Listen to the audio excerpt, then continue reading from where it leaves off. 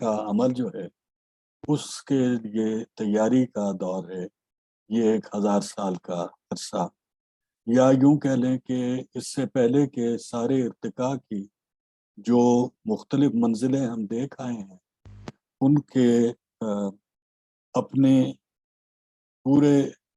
جتنی اس میں گنجائش اور صلاحیت تھی ارتقاء کی وہ رونما ہو چکی ہے. اور یہ اس لحاظ سے ایک عروج ہے ارتقائی سلسلے کا، اور پھر اس میں پیدا ہونے والی وہ کیفیتیں جن سے ایک نیا سلسلہ شروع ہوا اس کا آغاز ہے. تو یہ آج اور کل کی گفتگو جو ہے وہ اس لحاظ سے اس میں اس عمل کو سمجھنے کے لیے بنیادی گفتگو ہے، کیونکہ اس میں ہم اس کیفیت کو دیکھیں گے جس کے تحت دنیا کے وہ نظام جو کہ شہری زندگی میں سلسلے چل رہے تھے، جو گلابان قبائل اور گروہوں کی زندگی میں سلسلے چل رہے تھے، ان کے دونوں کے ارتقاء کا آخری تصادم اس دور میں ہے. اور اس کے بعد سے پھر ایک وہ سلسلہ شروع ہو جائے گا جس میں شہری زندگی نے حتمی طور پہ باقی سارے انداز زندگی جو ہیں ان کو پچھاڑ دیا. پچھاڑنے سے مراد یہ نہیں ہے کہ وہ ختم ہو گئے، بلکہ پچھاڑنے سے مراد یہ ہے کہ ان کے سارے جو عمل تھے وہ ایک یا دوسرے انداز سے شہری زندگی کے ساتھ منسلک ہو گئے. یہ جو میں آپ کو ساری روداد سناتا آیا ہوں اس میں بار بار اس چیز کی طرف توجہ میں نے دلائی ہے کہ ایک لحاظ سے تاریخ کا یہ عمل جو ہم دیکھ رہے ہیں اور جس کو ہم سمجھ رہے ہیں اس میں شہری زندگی وہ مرکزی انداز ہے جو باقی ساروں کو جوڑنے پہ مجبور ہے. شہری زندگی کی بقا اس چیز پہ ہے کہ اسے خام مال دوسری جگہوں سے ملے، وہ ان کو مجتمع کرے اور اس مجتمع کرنے کی مدد سے وہ اپنا کاروبار جو ہے اس کو بڑھائے. اور اس بڑھانے کے عمل میں اس کی جو ساری جو سیاست ہے انسان کی زندگی میں وہ اس سے نمودار ہوتی ہے، رونما ہوتی ہے. تو یہ اس کے 6 گفتگوؤں کا یہ سلسلہ ہے. دور یہی رہے گا 500 عیسوی سے لے کے 1500 عیسوی تک. اور جو 4 عظیم شجرے آپ لوگوں کے ساتھ پچھلی گفتگوؤں میں نے دو کر کے دیکھے تھے، انہیں اب ہم ایک ایک کر کے دیکھیں گے. اور پھر 2 وہ شجرے جنہیں میں نے ذیلی یا ضمنی حیثیت سے ایک چین اور بھارت کے حوالے سے بالخصوص ان کے رابطے کے شجرے بتائے تھے، ان تک ہم بات کو لے کے جائیں گے. تو اس طریقے سے یہ 6 علاقے ہیں جن کی گفتگو ہم کریں گے. تو آج کی گفتگو جو ہے وہ اس شجرے سے متعلق ہے جسے ہم نے فرٹائل کریسنٹ کہا تھا. لیکن اب وہ جو جس وجہ سے میں شجرے کی اصطلاح کو ترجیح دیتا رہا ہوں اس کی طرف آپ کی توجہ دلانا چاہتا ہوں کہ اب فرٹائل کریسنٹ کوئی اکائی نہیں ہے. فرٹائل کریسنٹ کی اکائی بطور شجرہ اس زمانے میں شجرہ تھا جب ہم بابل اور مصر کے تمدنوں کے ارتقاء کو دیکھ رہے تھے. اس کے بعد کے زمانے میں بھی ایک حد تک فرٹائل کریسنٹ کا وجود تھا، لیکن اس زمانے میں جو اگلی منزل تھی اس میں اس کے ساتھ منسلک علاقے، یعنی جس کو ہم ایران کہتے ہیں، جس کو آج ترکی کہتے ہیں، اور ان کے ساتھ کے وہ علاقے جس طرح شام ہے، اردن ہے آج کے اصطلاح میں جن علاقوں کو ہم ان ناموں سے کویت کے نام سے پہچانتے ہیں، یہ سارے اس میں شامل ہو گئے. تو جس چیز کو پھر بعد میں جدید تاریخ نگاری نے ویسٹ یورپ کی اصطلاح سے پہچانا،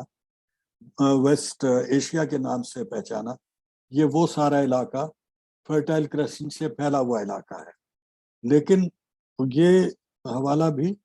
پچھلی گفتگو تک فعال تھا، اس وقت تک ہم بات اس کے حوالے سے کر سکتے تھے۔ آج کی گفتگو میں یہ ریفرنس آپ دیکھیں گے کہ کیسے فعال نہیں رہے گا، افیکٹو نہیں رہے گا،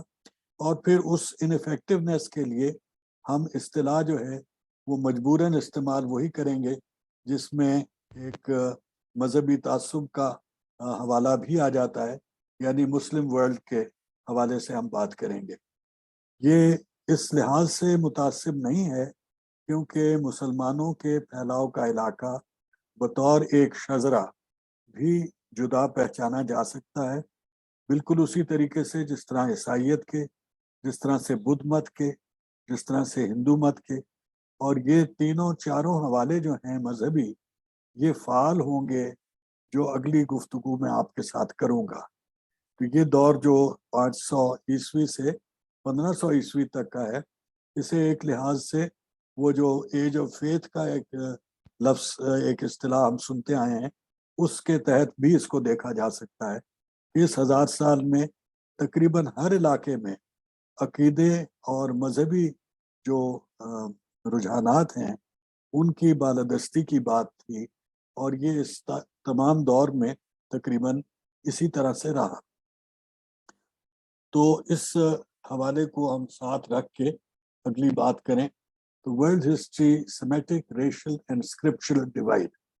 سیمیٹک جو لوگ تھے ان کی اسکرپچرز کی تقسیم، 3 اسکرپچرز ہیں، 3 ہمارے صحیفے ہیں، گو کہ جو صاحب کتاب انبیاء ہیں وہ 4 ہیں، لیکن جو یہ 4 کتابیں ہیں ان کے تحت ابھرنے والا مذہب جو ہے وہ 3 حصوں میں ہم بانٹتے ہیں، یعنی یہودی، عیسائی اور مسلمان، اور ان سے آگے جو ہے آپ کی تقسیم وہ ذیلی طور پہ ان کے درمیان ہمیں ملتی ہے۔ تو یہ اسکرپچرل ڈیوائڈ میں یہودی مذہب جو ہے اس کے دب جانے کا یہ زمانہ ہے، جیسے کہ پچھلی گفتگو میں بھی آپ کے ساتھ بات ہوئی تھی، اور یہاں سے عیسائیت اور اسلام کے جو حاوی علاقے ہیں ان کے درمیان ایک ڈیوائڈ کی کیفیت کیسے وجود میں آئی، اور اس میں میڈیٹرینین کی کیا حیثیت تھی، وہ اس عنوان سے بھی آپ کو نظر آئے گا کہ یہاں پہ میں موراکو ٹو سندھ کہہ رہا ہوں،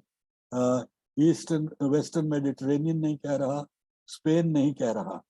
اور حالانکہ اسپین میں ایک عرصے تک اسلام کا بول بالا رہا،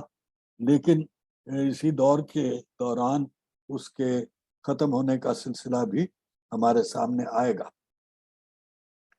تو ریشل ڈیوائڈ اس میں کیسے آئی یہ آگے چل کے آپ کو نظر آئے گا۔ مونوتھیسٹک علاقہ ہے جس کی ہم بات کر رہے ہیں آج،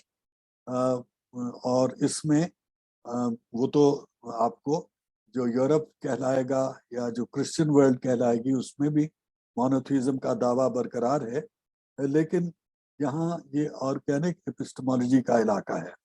آرگینک ایپسٹمالوجی کی بہت زیادہ تشریح میں نے ابھی تک نہیں کی، لیکن کچھ گفتگو آج مزید اس حوالے سے شاید ہو جائے گی۔ دوسری چیز جو اس میں ہم دیکھتے ہیں وہ ایک ایتھنوجینیسس کی اصطلاح، میں نے آپ سے پہلے بھی یہ اصطلاح ذکر آپ کے سامنے کیا ہے، یعنی جہاں پہ ایتھنیسٹی کو میں نسلی قوم کی اصطلاح سے تعبیر کرتا ہوں، یہ بھی اصطلاح میں نے پچھلی ایک گفتگو میں استعمال کی ہے کم از کم۔ تو یہ نسلی قوموں کا جو حوالہ ہے اس میں، کیونکہ میں جو نسل کی تمیز ہے اس کو سمجھتا ہوں کہ یہ بڑی ناقص تمیز ہے، تو اس کو ایتھنیسٹی کے تحت نسل اور قوم کا امتزاج، یہاں پہ کچھ ثقافتی حوالے مل کے قومیت بنتے ہیں، اس کو ایتھنیسٹی کے حوالے سے میں استعمال کرنا پسند کرتا ہوں۔ یہ بھی کوئی بہت زیادہ مناسب اصطلاح نہیں ہے، لیکن چونکہ رائج ہے اس لیے ہم اس کو استعمال کر لیتے ہیں۔ تو ایتھنوجینیسس یہاں پہ ایک ایتھنیسٹی کا وجود میں آنے کا عمل ہے، پرانی ایتھنیسٹیز ٹوٹتی ہیں اور پھر نئی جڑت کے ساتھ وہ ایک نئے انداز سے مل جاتی ہیں۔ اسلام کے دائرے میں داخل ہونے والی 4 بڑی ایتھنیسٹیز یہ لوگ ہیں، بربر ظاہر عرب سب سے پہلے، پھر بربر، ایرانی اور ترک. تو یہ شیرازے جو ہیں، اور پھر ان کا لنک جو ہے، آج ہم ابتدائی بات کریں گے ان کا لنک سینٹرل ایشیا اور ساؤتھ ایشیا کے ساتھ، اور پھر زیادہ تفصیل کی بات ان دونوں کی جو ہے وہ اگلے ہفتے کی گفتگو میں انشاءاللہ ہم کریں گے. تو شجرے جو ہیں ان کی قسموں میں ایک تو شجرہ مذہبی، ایک لسانی، اور پھر ایک جو ہے ریاستی شکل میں یا معاشرتی شکل میں یا تہذیب کی شکل میں آتا ہے. تو یہ سارے جو شجروں کی قسمیں ہیں یہ ہم دیکھیں گے کہ اس علاقے میں جس کا تذکرہ ہم آج کر رہے ہیں کیسے وجود میں آئے، اور کیسے اس کی جو کارگزاری ہے تاریخ، عمل تاریخ، عالمی عمل تاریخ میں وہ کیسے نمودار. یہ 1000 سال کا دورانیہ ہے. یہ تو پرانی اصطلاح ہے، صرف میں نے یہاں پہ جو وضاحت طلب بات ہے وہ یہ کہ یہاں پہ اس کانٹیکسٹ میں ہمارا فوکس زیادہ 622 سے رہے گا، حالانکہ ہم نے بات 500 عیسوی سے شروع کر دی ہے. لیکن اس کی وجہ یہ ہے کہ اسلام کا جو عمل ہے اور جس کے حوالے سے اس دور کی ہم یہاں پہ تشخیص کر رہے ہیں وہ تو اسلامی کے حوالے سے ہے، اور اس سے پہلے کا زمانہ جو ہے اس میں ہونے والی عمل پچھلے عمل کی وہ اختتامی منزلیں تھیں جن کا کچھ حصہ اسلام کی ارتقائی منزلوں پہ اثر انداز ہوا. یہ بھی میں آپ سے پہلے ذکر کر چکا ہوں کہ جو زمانی یہ تقسیم میں آپ کے ساتھ بتاتا ہوں یہ ایک صرف سہولت کے لیے ہے، اسے آپ کوئی حتمی تقسیم نہ سمجھیں. تو 500 سے 1500 سے مراد یہ ہے کہ اپروکسیمیٹلی کوئی چیز 450 میں، حتیٰ کہ کوئی 400 350 میں بھی شروع ہو سکتی ہے، جس کے اثرات جو ہیں وہ آگے آ کے ہمیں نظر آتے ہیں. جس طرح روم کی تقسیم کی بات جیسے میں آپ سے کروں گا وہ سن 400 کے قریب ہو چکی تھی،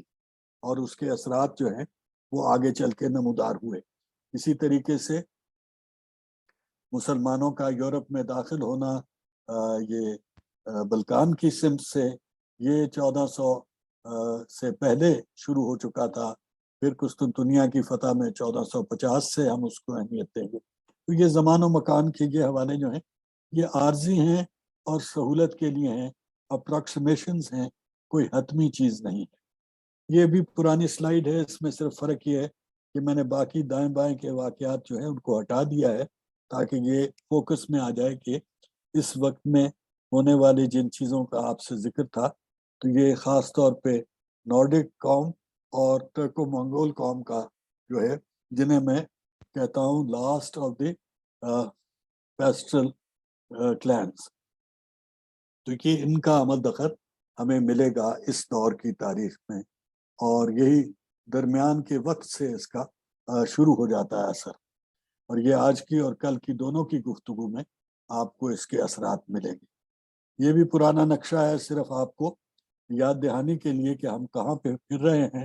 اور کون سے علاقے ہیں. تو یہ جو جوڑ تھا اس میں اب یہ آپ کو علیحدہ ہوتی چیز نظر آئے گی جو آگے کی بات میں ہے. یہ بھی پرانی سلائیڈ ہے جو آپ کو مسلم ورلڈ کے حوالہ سے بتایا، مگر یہاں پہ جو توجہ طلب بات ہے وہ یہ ہے کہ یہ میڈیٹرینین کا جنوبی ساحل اور اس سے منسلک علاقہ ہے، اور یہاں پہ تھوڑا سا میڈیٹرینین کے جو شمالی ساحل ہے اس پہ سبز رنگ آپ کو نظر آ رہا ہے. اور یہ سینٹرل ایشیا میں داخل ہونے تک اور بھارت میں داخل نہ ہونے کے اسباب جو ہیں اس کی کیفیت تو آپ بخوبی جانتے ہیں. ہمارا سارا جو تاریخی شعور ہے وہ اسی مرکزی نقطے سے متعلق ہے، اور اسی کو کنٹیکسچلائز کرنے کا ایک وعدہ میں نے آپ سے کیا ہوا ہے جو اس گفتگو کے سلسلے کا عنوان ہے. لیکن آپ اس کے یہ حوالے تو جانتے ہی ہیں کہ مذہبی تقسیم اس طرح سے کیوں ہے. تو اس دور کی جس خاصیت کی طرف اب ہمیں توجہ دینی ہے وہ میڈیٹرینین کی اسی تقسیم کی بات ہے. اور یہ میں نے اصطلاح استعمال کی ہے ٹرائیفرکیشن، یعنی 3 حصوں میں تقسیم ہونا. رومن ایمپائر کا پہلے رومن امپائر کا مشرق اور مغرب کے 2 حصوں میں تقسیم ہونے کا عمل ہے، جس میں ایسٹرن اور ویسٹرن رومن امپائر، یہ ڈایوکلیٹین اور پھر کانسٹنٹائن کے جو انتظامی معاملات تھے ان میں نمودار ہوا کہ روم کے وسعت کو سمیٹنے اور سنبھالنے کے لیے، اور یہ بھی آپ دیکھیں گے یہ کافی معمول کی تکلیف یا دقت ہے، جو بہت بڑی ریاستیں ہو جاتی ہیں انہیں کوئی اس قسم کی ایڈجسٹمنٹ کی ضرورت پڑتی ہے۔ فراز صاحب ہمارے ساتھ ہیں، یہ مغلوں کے اس مسئلے کے ساتھ بہت اچھی طرح سے واقف ہیں۔ میں تھوڑا سا سلطنت دہلی کے حوالے سے اس بات کی تائید اور تصدیق کر سکتا ہوں کہ ساؤتھ ایشیا میں یہ نارتھ ساؤتھ ڈیوائڈ کی شکل اس میں رہی، اور یہ مسئلہ شاید اشوک صاحب کو بھی کسی حد تک درپیش آیا تھا، لیکن اس کی کیونکہ ایسی تفصیل ہمارے پاس نہیں ہے اس لیے ہم کہہ نہیں سکتے، یا اس کا انتظامی انداز کچھ مختلف تھا۔ بہرطور یہ جو زیادہ بڑی ریاستیں ہو جاتی ہیں ان میں پھر انتظامی مسائل کے لیے کئی دفعہ انہیں تقسیم کیا جاتا ہے، اور پھر عملاً وہ تقسیم جو ہے اس سے نئی شیرازہ بندی اور نئی شذرے جو ہیں وہ وجود میں آ جاتے ہیں۔ تو ایسا یہاں پہ ہوا، اور اس میں دوسرا اثر جو تھا وہ یہ تھا کہ روم کی جو ریاست ہے اس کی شمالی طرف دونوں جانب علیحدہ علیحدہ حملہ آور تھے۔ یہاں پہ میں نے جرمینک کا زیادہ ذکر کیا ہے کیونکہ اس کا تذکرہ بھی زیادہ ہے اور اس کی اگلے معاملات میں اہمیت بھی زیادہ ہے، لیکن اسی حد تک اور اسی طریقے سے ایک اثر جو ہے وہ اٹیلا اور اس کے ہم یعنی ترکی مزاج کے لوگوں کا تھا، جو کہ اسلاوک لوگوں پہ ہوا، اور اس کا تذکرہ نسبتاً کم ملتا ہے۔ ہم کوشش کریں گے کہ کل کی گفتگو میں تھوڑی سی زیادہ بات اس کے حوالے سے کر لی جائے۔ جنوب کا جو حصہ تھا ویسٹرن رومن امپائر کا، اس میں ویسٹرن رومن امپائر پہلے تقسیم ہوئی جنوب اور شمال کی تقسیم میں، جس میں کارتھیج اور لیبیا کے علاقے جو ہیں وہ جیسے آپ کو پچھلے نقشے میں ایک میں نے دکھایا تھا وینڈلز وغیرہ کا آنا جانا جو ہے اس میں، اور گوتھس کے جو ہیں تو ویزی گوتھ آسٹرو گوتھ جو ان کے دباؤ تھے ان کے اثرات نے نارتھ میں اثر زیادہ کیا اور کچھ ساؤتھ میں۔ تو ساؤتھ میں کارتھیج اور لیبیا والا جو علاقہ تھا وہ جدا ہونے کا ایک رجحان پیدا ہو گیا، اور شمال کے علاقے میں روم کے زوال کے ساتھ ساتھ گول کا علاقہ جو کہ ایک قدیمی علاقہ تھا اور جو جہاں پہ ایک قدیمی قوم بستی تھی جنہیں رومنز نے دبا دیا ہوا تھا، وہ ابھرنے لگ پڑے۔ تو یہ روم کی اس تقسیم کے نتیجے میں 3 حصے، یہ جو 500 اور 622 کے درمیان کا عرصہ ہے اس میں بھی، اور جیسے میں نے بتایا اس سے پہلے سے بھی یہ دباؤ چلے آ رہے تھے، اور ان کا نتیجہ جو ہے وہ اس دور میں جس کی بات ہم یہاں پہ کر رہے ہیں، خاص طور پہ مسلمانوں کی جو ایکسٹینشن کا سلسلہ ہے، جو ان کی فتوحات کا معاملہ ہے، اس میں اس کے اوپر آپ توجہ رکھیں گے کہ اس کے بہت سارے اثرات ہیں۔ اسی طریقے سے بازنطینی جو ریاست وجود میں آئی یعنی ایسٹرن رومن امپائر، اس کا ساسانیوں کے ساتھ تنازع جو ہے اس کا تو تذکرہ قرآن پاک میں بھی کیا گیا ہے، اور اس کی 630 کے قریب کی کیفیت جو ہے اس کا تذکرہ ہمیں قرآن میں ملتا ہے۔ اس کے وہاں کے جو تنازع ہیں ان کی وجہ سے بازنطینیوں کا مصر کے اوپر گرفت جو ہے وہ بھی ختم ہو گئی، اور یہ جو ہے اس سے وہ جو نارتھ ساؤتھ ڈیوائڈ ہے میڈیٹرینین کی، یہ جو بائیفرکیشن ہے نارتھ ٹو ساؤتھ، وہ مزید سہل ہو گئی، جس کی وجہ سے کارتھیج کے قریب سے ابھرنے والی جو طاقتیں تھیں وہ شمال کا حصہ جسے افریقہ کا بر اعظم اب کہتے ہیں، یعنی میڈیٹرینین کا سدرن ساحل جو ہے اس میں ہونی شروع ہو گئی، اور یہاں پہ مصر کے ساتھ جو اس کا تعلق ہے اس کی بھی ایک اہمیت ہے۔ تو کارتھیج اور مصر کی جو پرانی تہذیبیں ہیں ان کے اثرات یہاں پہ آپ اس حصے میں اس علاقے کی یکجہتی میں دیکھیں گے۔ تو مسلمانوں کی جو یہ قیادت ابھری عربوں کے ساتھ، انہوں نے جو رجحانات اپنے سامنے دیکھے، اس میں جو امکانات انہیں نظر آئے، اس میں انہوں نے اس ساری چیز کو استعمال کیا، اور اسی کی وجہ سے ان کی جو جڑت ہے مختلف طرح کی، مختلف کنورشن کا مثلا جو معاملہ ہے، اس میں عیسائیت کے یہ مسائل اور روم کے ساتھ تنازع، وہ تنازع جو کہ امپیریل روم کے اپنے ساؤتھ کے ساتھ تھے، یعنی میڈیٹرینین لیک کے جو جنوبی علاقوں کے ساتھ سوتیلا سلوک روم کی ریاست نے کیا، اس کے بھی کچھ اثرات اس میں شامل ہیں، اور پھر ان کی پرانی تہذیبوں کے اثرات بھی کچھ شامل ہیں۔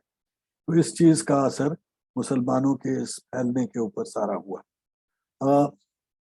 اسی طریقے سے یہاں پہ اس علاقے میں جو پرانے لوگ رہتے تھے، جن کی نسلی قوم کو بربر کی اصطلاح سے پہچانا جاتا ہے، اور جن کی محبت میں ابن خلدون فریفتہ تھا ان کے بارے میں، اور انہی کے لیے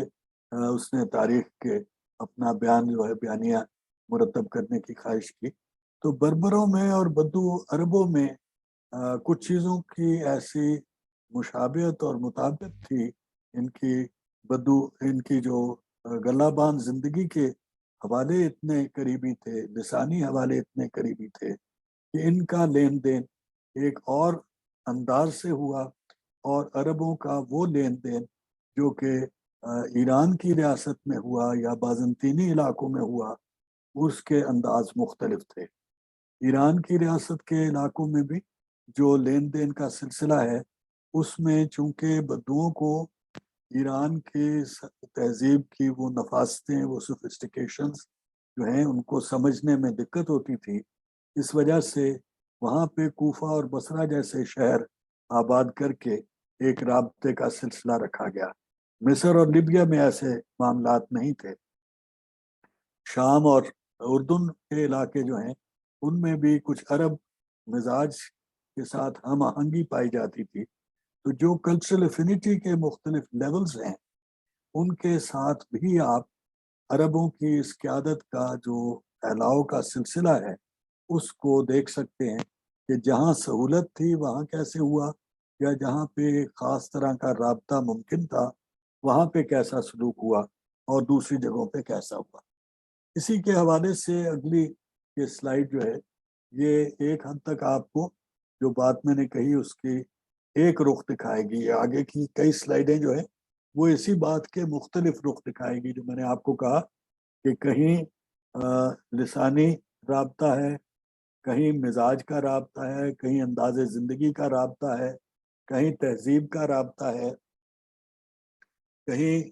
مروب ہونے کا معاملہ ہے، کہیں اس چیز کا معاملہ ہے کہ وہاں پہ کون سے عقیدے پہلے موجود تھے، اور ان عقیدوں کے لوگ اسلام کی طرف راغب ہونے کے لیے کس حد تک تیار تھے۔ جس رفتار سے ہم سنتے ہیں کہ اسلام پھیلا ان علاقوں میں، وہ بھی اس چیز کی غمازی کرتا ہے۔ یہ رچرڈ بولیٹ صاحب کے جو استدلال ہے، اس میں اپنی جگہ ایک وزن ضرور ہے،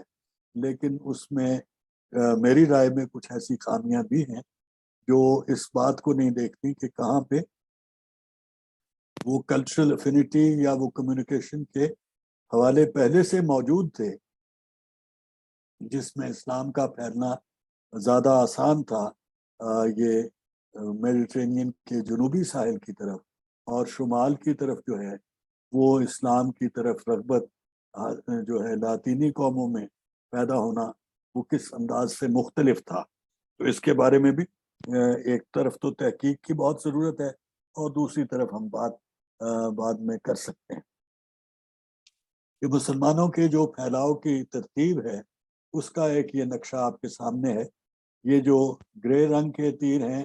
سلیٹی رنگ کے، یہ بتاتے ہیں کہ عربوں کی جو ہے، اور وہ بھی اس میں پہلا خلافت راشدہ کا زمانہ جو ہے، اور پھر اس سے خلافت راشدہ کی دوسری منزل میں، اور جو اس کے بعد بنو امیہ کی ایکسپینشن کا انداز ہے، اس کے رجحانات جو 711 یا 715 کے سال جو ہے ان کے ساتھ منسلک ہوتے ہیں۔ تو یہ اس کی تصویر علیحدہ ہے، اور پھر یہ جو کالے رنگ کے تیر ہیں یہ بالعموم ترک یا ایرانی دباؤ کے تحت، اور پھر اس میں ہمارے اس خطے میں پاکستان کی طرف اور پھر اس سے مزید جنوب کی طرف جو ہے بھارت کے مختلف علاقوں میں پھیلاؤ کا سلسلہ، اس کے یہ سن وغیرہ ایک تصویر آپ کے سامنے رکھی ہے۔ اسی کی دوسری تصویر جو ہے وہ ایک اور انداز سے یہ باتیں آپ کے پاس کہ یہ جو فرٹائل کریسنٹ کا آپ کو حوالہ بتایا اور اس سے منسلک علاقے، تو ایران اور یہ بازنطینی ریاست اور یہ مصر، یہ تین عظیم تمدن ہیں جن کے علاقوں پہ عربوں نے جو کہ یکدم جاہلیہ سے نکل کے اور اہل علم دین کے بھی اور پھر دنیا کے بھی ہونے لگ پڑے، اور پھر ان کے ماتحت بہت سارے اہل علم ان علاقوں کے آ گئے، تو ان چیزوں کا جو رجحانات ہیں تبدیلی کے، وہ ایک قابل غور چیز ہے جو ہماری اس گفتگو کے آگے آئے گی۔ یہ ایک تصویر جو کہ زیادہ تفصیل سے اگلے ہفتے ہم اس پہ بات کریں گے، یعنی ساؤتھ ایشیا میں اور یہ علاقہ سینٹرل ایشیا میں یہ ان کا پھیلاؤ، یہ دونوں علاقے جو ہیں یہ دونوں شجرے جو کہ منسلک شجرے ہیں اسی اسلامی دنیا کے، ان کے پھیلاؤ کا عمل اگلے ہفتے کی ہماری گفتگو میں ہوگا۔ یہاں پہ جو مرکزی علاقہ ہے یعنی یہ والا، اس کی بات ہوگی جو آپ کے سامنے میں کر آیا ہوں، یہ والا علاقہ جو ہے اس یہ جو چار ایتھنیسٹیز میں نے آپ کو بتائی، ایتھنوجینسس جن کا میں نے آپ کو بتایا، تو ان کے ایتھنو ریشل جو شجرے ہیں ان میں بربر کب داخل ہوئے، تو یہ 40 ہجری کا تقریباً زمانہ ہے۔ عرب سارا جو ہے اس کو آپ 8 ہجری یا اس کے آس پاس کی کوئی تاریخ پسند کر کے استعمال کر سکتے ہیں۔ ایران میں 11 سے 32 ہجری کے درمیان پھیلاؤ کا سلسلہ ہے، اور ترک شیرازہ جو ہے اس کا داخل ہونا 220 ہجری کے قریب جا کے آتا ہے۔ یہ مشرق سے مغرب سے مشرق کی طرف ان کی ترتیب انیسیشن کی، اور پھر ان کا حاوی یا مرکزی کردار جو ہے وہ آپ دیکھیے کہ یہ عرب اور پھر ایرانی اور پھر بربر اور ترک جو ہیں ان کی باری آتی ہے، جو اور یہ آپ اندازہ کر سکتے ہیں، آپ کے ذہن میں ہوگا کہ یہ بنو امیہ اور پھر بنو عباس کے پہلا دور ہے، اور پھر اس کے بعد یہ بنو عباس کا دوسرا دور جو ہے اس میں ہم آ جاتے ہیں، اور پھر یہ سلطنتوں کا زمانہ آ جاتا ہے۔ سینٹرل ایشیا کے ساتھ جو لنک ہے اس میں عرب، ترک اور منگول، جن کو منگولوں اس ترکوں اور منگولوں کا علاقہ ترکستان آپ کہیں، اور پھر ساؤتھ ایشیا میں عرب جو ہیں انہوں نے 300 سال کے قریب ان کی جدا حکومت رہی، چھوٹے علاقے پہ رہی۔ ترکوں کا پہلا جو شیرازہ یہاں پہ آیا اور شجرہ اس نے قائم کیا یعنی غزنوی، ان کا تقریباً 200 سال کا عرصہ ہے۔ محمود سے پہلے سے شروع کر لیں گے اور پھر محمود کے آخری جانشین تک لے جائیں گے، تو تقریباً یہ 200 سال کا عرصہ بن جاتا ہے۔ اور پھر افغان اور ترک اور یہ ساروں کا ایک آمیزہ، اور پھر سلطنت دہلی اس سے بن جانا اور مغل ریاست اس سے بن جانا۔ یہ علاقے جیسے میں نے ابھی آپ کے ساتھ ذکر کیا، یہ ابتدا میں تو پیریفرل تھے خلافت کے لیے، یہ سرحدی علاقے تھے، بالکل اسی طریقے سے جس طرح اسپین تھا اور سینٹرل ایشیا کا علاقہ اور ساؤتھ ایشیا کی سرحدی علاقے جو ہیں وہ خلافت کے دور میں تو یہیں تک رہی بات، لیکن ان کا انجام جو ہے اس کو آپ کس طرح کلاسیفائی کریں گے، اس کے بارے میں کچھ آپ کی رائے سے میں بھی مستفید ہونا چاہوں گا کہ آپ کو یہ چیز کیسے نظر آتی ہے۔ تو خلافت کی جو 4 سٹیجز 1 2 3A اور 3B کر کے میں نے بیان کیے ہیں، یعنی خلافت راشدہ، خلافت بنو امیہ، بنو عباس کا پہلا اور پھر بنو عباس کا دوسرا دور، اور پھر سلطنت کے زمانے ہیں جس میں غزنی سے لے کے عثمانوی سلطنت کی بات تک کی جا سکتی ہے، اور پھر بادشاہتیں ہیں تو عثمانیوں کو آپ بادشاہوں میں بھی شمار کر سکتے ہیں، اور لیکن یہ ہمارے عام طور پہ ہمارے اس دور کے بعد کا سلسلہ ہے، یعنی جسے جدید دور یا ارلی ماڈرن کی اصطلاح بھی کہیں استعمال ہوتی میں نے سنی ہے۔ अरबों की क़यादत की ये जो 4 मंजिलें 3 मंजिलें मैंने आपको बताई, इनमें बनु अब्बास के जो 2 हिस्से हैं उनमें ईरानियों की बालादस्ती नमूदार होती है। और बनु अब्बास की खिलाफत में एक बात जिसकी मैं ज़रूर निशानदही करना पसंद करता हूँ, वो ये है कि गो बनु अब्बास की खिलाफत में इल्म की खिदमत का बहुत ज़्यादा जिक्र है, गो इसमें इंतज़ामी खूबियों का बहुत ज़्यादा जिक्र है, लेकिन इनका इलाका बनु उमैया के मुकाबले में काफ़ी कम था। इसकी वजह पे मैं आपको भी दावत दूंगा गौर करने के लिए, और कम से कम आज मैं इसकी वजाहत नहीं करूंगा कि मेरी क्या राय है। अगर सवाल भी पूछेंगे तो इंशाल्लाह आज नहीं बताऊंगा कि मेरी राय क्या है कि क्यों ऐसा हुआ। अलबत्ता ये काबिल गौर चीज़ ज़रूर मेरी राय में है। तो ये बनु अब्बास की जो खिलाफत का पहला अंदाज भी था और फिर दूसरा भी, उसमें जो चीज़ ख़ास तौर पे मुझे बहुत दिलचस्प लगती है और मैं आपको भी इस पे गौर करने की दावत दूंगा। हमने तो अंग्रेज के खिलाफ एक वो वॉर ऑफ इंडिपेंडेंस की इस्तिलाह हम इस्तेमाल करते हैं, हमने की, बल्कि कई मरतबा अंग्रेज को अपने इलाके से बेदखल करने की हमने कोशिश की। मजे की बात यह है कि ईरानी जो हैं वो इंतहाई कौम परस्त लोग हैं, और आज भी वो अपनी ईरानी तशख्खुस को अलावा एक मजहबी हवाले से, वो एक तहजीबी हवाले से अपने तशख्खुस के बहुत वो उनको एहसास है और उसका वो इजहार भी करते हैं। लेकिन इन्होंने अरबों को निकालने के लिए कोई जंग आज़ादी नहीं लड़ी, बल्कि इन्होंने अपने तौर पे और अपने अरबों की वजह से की तरफ से उन्होंने अपने तौर पे इंतज़ामी और सियासी क़यादत जो है वो रफ्ता रफ्ता ईरानियों को, जिनका तमद्दुन उनसे पुराना था और जिनके तमद्दुन की खूबियाँ उससे पुरानी मालूम थी, वो उनके हवाले कर दिया। और फौजी क़यादत जो है वो रफ्ता रफ्ता तुर्कों के हवाले कर दी, और ख़ुद जो है वो बद्दू अरब जो है उनकी अक्सरियत तो अपनी बैरकों में समझें या बद्दू बन के वापस अरब के रेगिस्तान में चले गए। ताजिक के नाम से पहचाने जाने वाले और कहीं फर्द फर्द या गिरोह गिरोह छोटे टोलियों की शक्ल में या कबाइल की शक्ल में अरबों के जो सेटलमेंट्स हैं वो अलबत्ता उनकी रियासत के मुख्तलिफ इलाकों में रह गई। ये जो नौयत है और ये जो कॉलोनियल डिस्कोर्स में जब हम बात करेंगे तो वहाँ पे ख़ास तौर पे इस फ़र्क को आप ज़रा जहन में रखिए कि ये क्या तब्दीली है, और इसको फिर पीछे की तारीख में देखिएगा और जो इर्द गिर्द की तारीख में कि कब कब इंसानों ने अपने ऊपर हमला करके फतह करने वालों को बाद में पिछाड़ा और अपनी रियासत या अपना इलाका जो है उस पर अपनी तहजीब या अपना अंदाज बहाल किया, लेकिन कब कब इसके बगैर उनकी जो उनका असर अपने फातियों के ऊपर आ गया। ये इस किस्म की चीज़ जो है मेरा ख्याल है कि कुछ देखने में आपको शायद दिलचस्पी हो। जो अरबों जो तुर्कों और बर्बरों की क़यादत का ज़माना है उसमें खिलाफत की जगह हमारी इस्तिलाह बदल जाती है, और ये रियासत की वो शक्ल की तब्दीली है जिसका शायद पहला वाज़े जो तज़किरा है वो मौलाना मौदूदी साहब ने किया था। ये सल्तनत का अंदाज़, लेकिन सल्तनत से पहले भी वो मलूकियत के जो अंदाज हैं, पहलू हैं, वो खिलाफत राशिदा से निकल के बनु उमैया और फिर बनु अब्बास की खिलाफत में आ चुके थे। तो ये उसमें जो तुर्कों का अंदाज है उसमें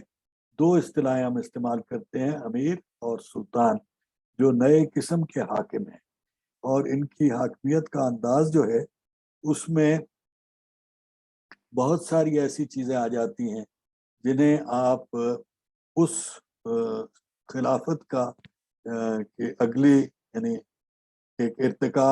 इंतज़ामी शक्ल में आप कह सकते हैं, लेकिन दूसरी तरफ एक तगय्युर है, एक तब्दीली है जो उस निज़ाम से आई, और उसमें ये जो मुख्तलिफ नाम मैंने आपके सामने रखे हैं یہ ان کے اثرات اس میں نمودار ہوتے ہیں۔ تو کچھ علاقوں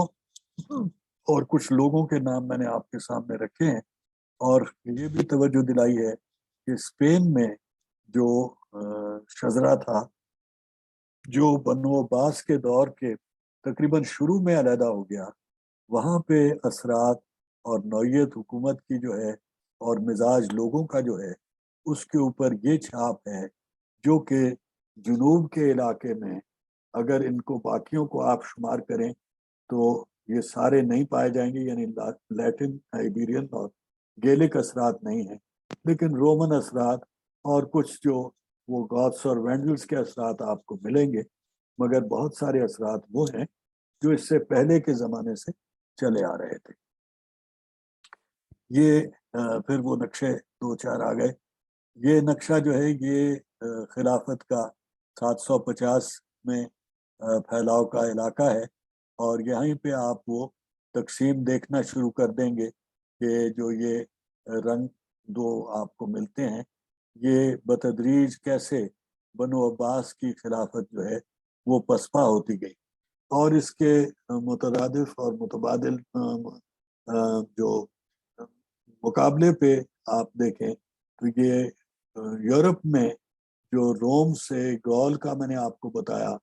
قیادت کا بدلنا، تو یہ گول کے علاقے میں، لیکن گیلک کے علاوہ یہاں پہ فرینکش لوگ آ گئے ہیں۔ یہ جرمینک لوگوں میں ایک خاص علیحدہ شجرہ ہے، شیرازہ ہے، اور اس شیرازے کی خاصیت یہ ہے، ایک تو خاصیت یہ ہے کہ لسانی طور پہ ہم جو فرنگی کی اصطلاح استعمال کرتے رہے سارے ادھر سے آنے والے لوگوں کے لیے، وہ انہی فرینکس کے نام سے تھی، اور یہ فرینک جو ہیں یہ جرمینک قوموں میں ایک لحاظ سے مرکزی حیثیت اس لیے اختیار کر گئے کہ یہی وہ لوگ ہیں جہاں پہ پہلا تعلق روم کے عیسائی مذہب کا ہوا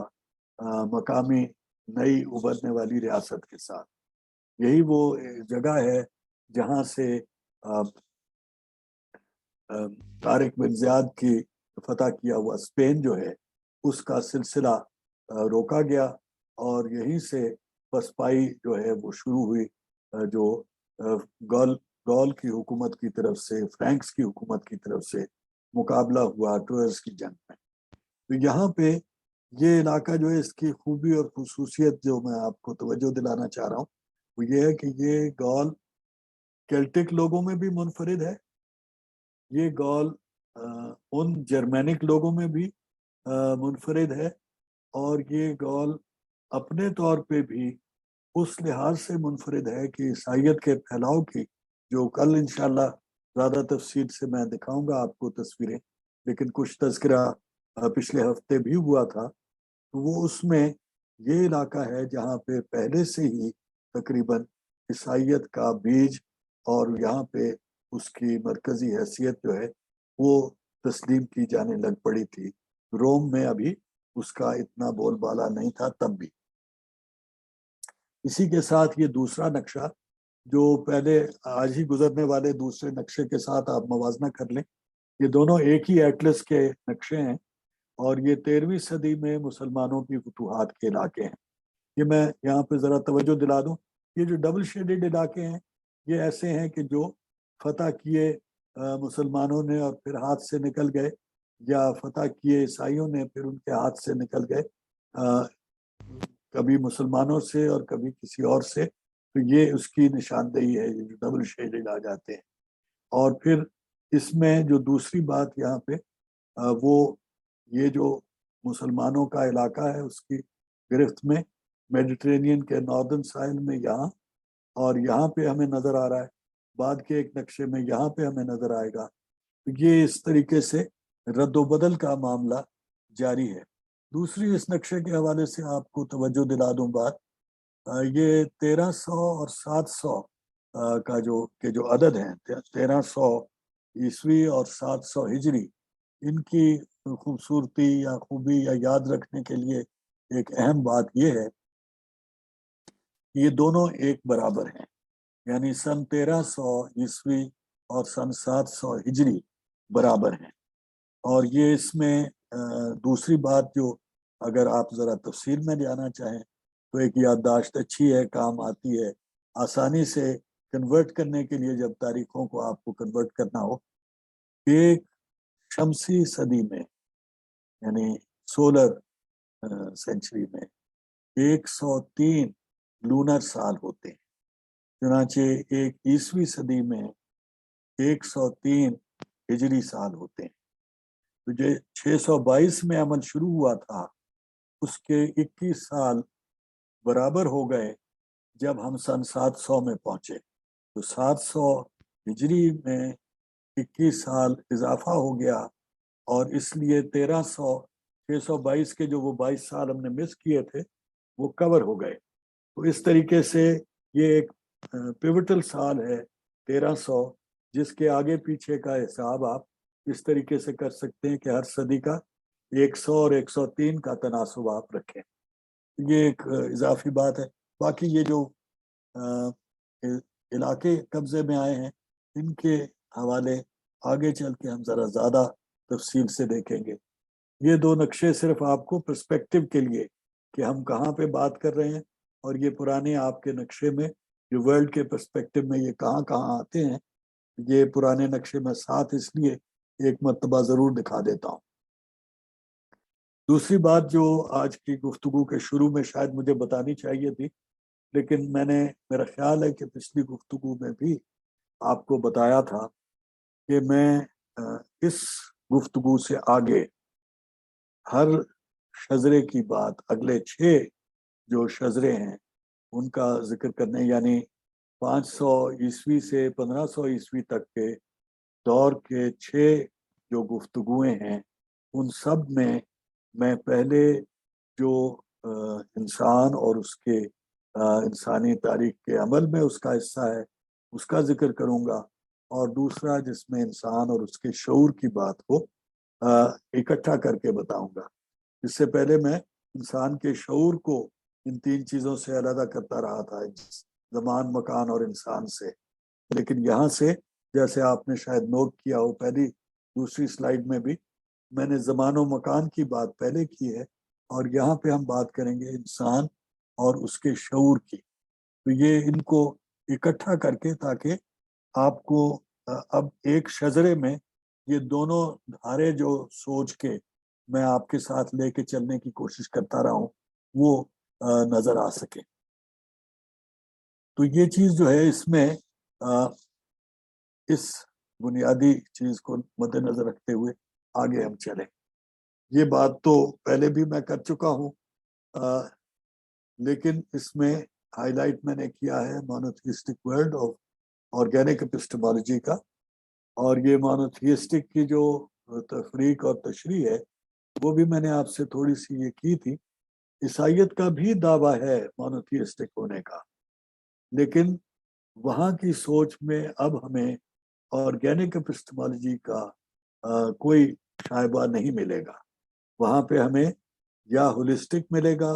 یا اینالیٹیکل کی کوئی سوچ ابھرتی نظر آئے گی، وہ بھی کچھ دیر کے بعد۔ اصل میں اس دور کو، جس دور کو ہم دیکھ رہے ہیں، اس کے تقریباً آخر کے پاس جا کے دوبارہ اینالیٹیکل سوچ جو ہے وہ یورپ میں بحال ہوئی، یعنی عیسائی علاقوں میں بحال ہوئی۔ اور یورپ کیسے عیسائیت اور یورپ جو ہے یہ سینونیمس کیسے ہو گئے، اس کی بات اگلے یعنی کل کی گفتگو میں وضاحت کر سکوں گا بہتر۔ یہاں صرف اس چیز کی کہ یہ جو سیمیٹک ریشنل اور اسکرپچرل ڈیوائڈ ہے، اس میں انسان اور اس کے شعور کے اوپر جو بنیادی چھاپ ہے وہ یہ مونوتھیزم کی ہے، جو ثانوی چھاپ ہے وہ آرگینک اپسٹمالوجی کی ہے، اور جو تیسرے درجے کی اس کے اوپر اثرات ہیں وہ ان ایتھنیسٹیز کے ہیں، یعنی بربر، عرب، ایرانین اور ٹرکش۔ ان کے جو کیونکہ ان میں فرق جو ہے وہ کافی حد تک آپ کو آرگینک اپسٹمالوجی کی شکلوں میں ملے گا،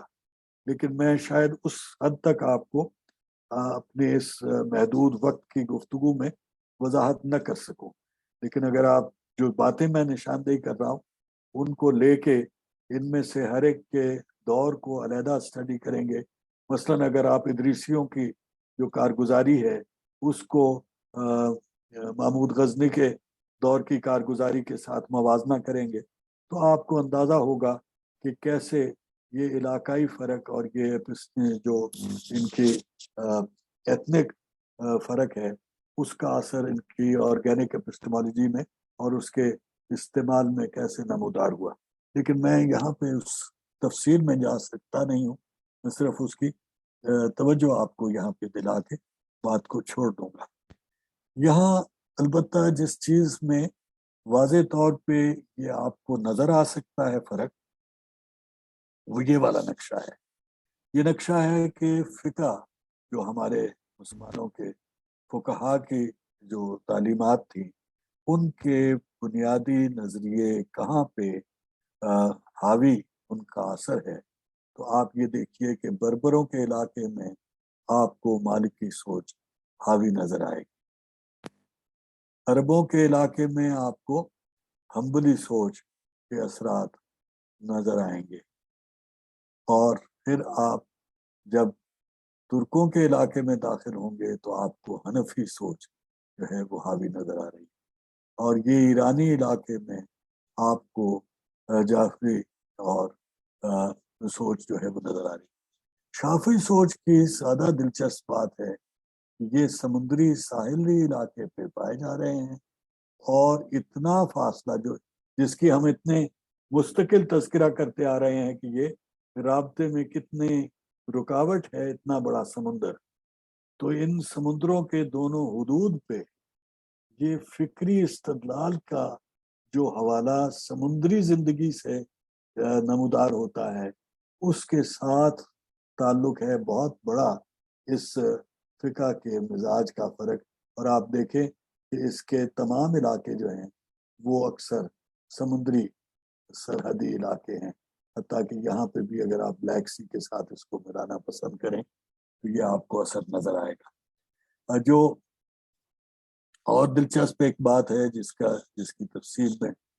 پھر نہیں جا سکتا، وہ یہ کہ جو اہل تشریح کی ریاستیں ہیں ان کے پہلے ہمیں ریاستی شکل اس علاقے میں ملتی ہے، اور پھر یہاں پہ اس وقت سنی سوچ کا گڑھ ہے، اور پھر یہ رد و بدل ہو جاتا ہے. یہاں پہ سنی سوچ حاوی ہو جاتی ہے اور یہاں پہ شیعت کا اثر ہو جاتا ہے. یہ اس کے پیچھے کیا راز ہے اور اس کے اوپر کوئی غور و خوض کی گنجائش کتنی ہے، یہ ایک ایسا موضوع ہے جس کو میں صرف اس سے ابھی تک فیسنیٹ ہونے تک پہنچا ہوں، میں اس سے آگے اس کی پیروی نہیں کر سکا. لیکن یہ ایک عجیب بات ہے جو کہ میری نظر میں رہتی ہے. یہ جو مسلمانوں کی یہ سوچ کے حوالے ہیں ان میں جہاں فقہ کے حوالے سے یہ آپ کو میں نے بہت کلیئر واٹر شیڈز بتائے، وہاں پہ جیسے آگے چل کے مزید اس بات کی وضاحت ہو جائے گی، کیونکہ فقہ کا مسائل جو ہیں یہ مسلمانوں کے ارتقاء کی دوسری منزل کا معاملہ ہے. یہ پہلی منزل کا معاملہ نہیں ہے فقہ کا، جبکہ پہلی صدی ہجری میں خلافت راشدہ اور پھر بنو امیہ کی خلافت کا بیشتر دور جو ہے اس میں فقہ کے مسائل جو ہیں ان کے اوپر کوئی ہمیں تفصیلی گفتگو اور مباحث وغیرہ نہیں ملتے ہیں ذکر، لیکن کوئی ایسے نہیں. اور اسی طریقے سے جو تصوف کے معاملے ہیں ان کی نوعیت بھی خاصی مختلف ہے. ان کا اثر بڑھ جاتا ہے دوسری ہجری صدی میں، اور اگین یہ صدی کی کا جو حوالہ ہے یہ ایک سہولت ہے، یہ میں تاکہ آپ کو ایک واٹر شیڈ 100 سال اچھا جس طرح کرکٹ میں آپ سینچری کی بات کرتے ہیں تو یہاں پہ بھی کر لیں. یہ سینچری کی ویسے کوئی سینکٹیٹی نہیں ہے کہ یہ ہجرہ صدی کو آپ علیحدہ سے اس طرح کہیں، لیکن ایک سہولت کے لیے میں استعمال کر رہا ہوں. لیکن اس کے بعد سے یعنی تیسری صدی 200 ہجری کے بعد سے 220-30 ہجری کے بعد سے کئی ایسے نئے رجحانات پیدا ہونے لگے جنہیں میں تیسری منزل کہتا ہوں. تو اکثر جو ہماری تفریق ہے، جو ہمارے وضاحتیں ہیں، جو وہ اس زمانے میں جا کے ابھرنے شروع ہوئے. تو اس حوالے سے مسلمانوں کی سوچ کا جو علاقہ ہے، دائرہ ہے، اس میں قدرتی معاملات کے اوپر غور و خوض یہ ایک عام موضوع تھا مسلمانوں کی سوچ میں، جسے ہر دور میں آپ اس میں مسلمانوں کی کنٹریبیوشن دیکھ سکتے ہیں، حتیٰ کہ جدید زمانے میں۔ دوسرا، مسلمانوں کی جو سوشل آرگنائزیشن ہے اور اس میں جو عقیدے اور مذہب کے ساتھ روحانیت کا معاملہ ہے، یہ ایک بہت مرکزی موضوع تھا جو انکوائری اور بلیف کے حوالے سے۔ میں اس چیز کی طرف آگے بھی چل کے آؤں گا، لیکن یہاں پہ ذرا سا اس بات کو تھوڑا سا اور آگے بڑھا دوں کہ یہ مسلمانوں کے لیے کوئی چیز روحانیت سے باہر بظاہر نہیں تھی۔ ہر چیز کا تعلق، وہ جو جس وجہ سے میں نے شروع کے آپ کے ساتھ گفتگو میں بھی یہ روحانیت کا تصور بیچ میں اور روح اور اسپرٹ کا جو معاملہ ہے وہ آپ کے سامنے رکھا تھا، کہ یہ ایک پہلو ہے سوچ کا جو مغرب کا دعویٰ ہے کہ بند ہو گیا ہے، مجھے بند ہوا نظر نہیں آتا ان کے پاس بھی۔ دوسری جگہوں پہ کہیں پہ کسی کا شاید اتنا مکمل دعویٰ نہیں ہے کہ یہ بند کر دیا گیا ہے، لیکن ہم ان کی تقلید میں، ان کے پیروی میں کوشش کرتے رہتے ہیں کہ اس کو کہیں بند کر دیا جائے، یا کچھ لوگ کوشش کرتے ہیں۔ لیکن مسلمانوں کے لیے جو اس کی مرکزی حیثیت تھی وہ دوسری قوموں اور دوسرے لوگوں سے کچھ منفرد اور مختلف، جس کی طرف ہم آگے بھی تھوڑی سی بات کریں۔ اور تیسرا یہ کہ جو مسلمانوں کی سوچ کا دائرہ کار تھا، اس میں پروسیجر، ایپسٹمک پروسیجر کی کوئی ایسی سخت پابندی نہیں تھی جس طرح کہ ہم اب میتھڈالوجیز کی بات کرتے ہیں۔ میتھڈ کی اہمیت ہوتی تھی، میتھڈ سکھائے جاتے تھے، جو تفسیر کے مثلاً طریقے سیکھے گئے، جو تاریخ کی تشریح کے لیے آپ کو علم الانساد اسناد اور علم کلام وغیرہ کی شکلیں طے کی گئی تھی، وہ موجود تھی، لیکن ان کی ایسی پابندی نہیں تھی۔ پابندی تھی عقیدے کی سائڈ پہ، اور یہ بہت بنیادی فرق ہے جو آپ کو آج کی گفتگو اور کل کی گفتگو والے علاقوں میں ملے گی، لیکن کل کی گفتگو والے علاقوں کی وہ کارگزاری جو اس سے اگلے دور میں ملے گی، وہاں پہ اصل امپیکٹ ہے اس بات کا کہ کیسے فکری بنیاد کا تبدیل ہونا۔ کیونکہ میں یہاں پہ شاید میں نے پہلے آج بھی ذکر کیا ہے، یہ دور جو ہے، یہ ایج آف فیتھ ہے، یہاں پہ تقریباً ہر قوم نے، ہر مذہب نے، ہر مسلک نے یہ تسلیم کیا کہ مذہب کی اور عقیدے کی اور روحانیت کی ایک اہمیت ہے، اور انسان نامکمل ہے اس بحث کو زندگی کے مباحث میں شامل کیے بغیر۔ البتہ آج ہم یہ سمجھتے ہیں کہ وہ اس کے فعال ہونے میں رکاوٹ ہے اگر اس بحث کو شامل کر لیا جائے۔ یہ جو بڑا فرق ہے ہمارا جدید زمانے کا اور پہلے زمانے کا، اس کی بات تھوڑی سی آپ ذہن میں رکھیے کہ یہ ہمارے اس نظام میں آتی ہے۔ اسی بات کا ایک اور رخ ہے، یہ میں نے اس سلائیڈ کے میں پڑھ کے آپ کو نہیں سناؤں گا، یہ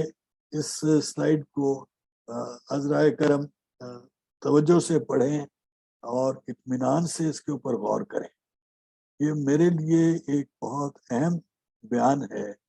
جو ایک مغربی انسان نے، جو کہ اسلام کی طرف راغب ہوا ہے، سمجھ کے دیکھا ہے کہ اس کے سمجھنے کہ وہ انداز جو کہ اس کو اپنے معاشرے اور اپنے جو تہذیب سے آئے تھے، وہ اور ہمارے نظام میں کیا فرق ہے، اور اسے پھر اس نے بیان کیا ہے اپنے لوگوں کے لیے، یعنی مغرب کے پڑھنے والوں کے لیے۔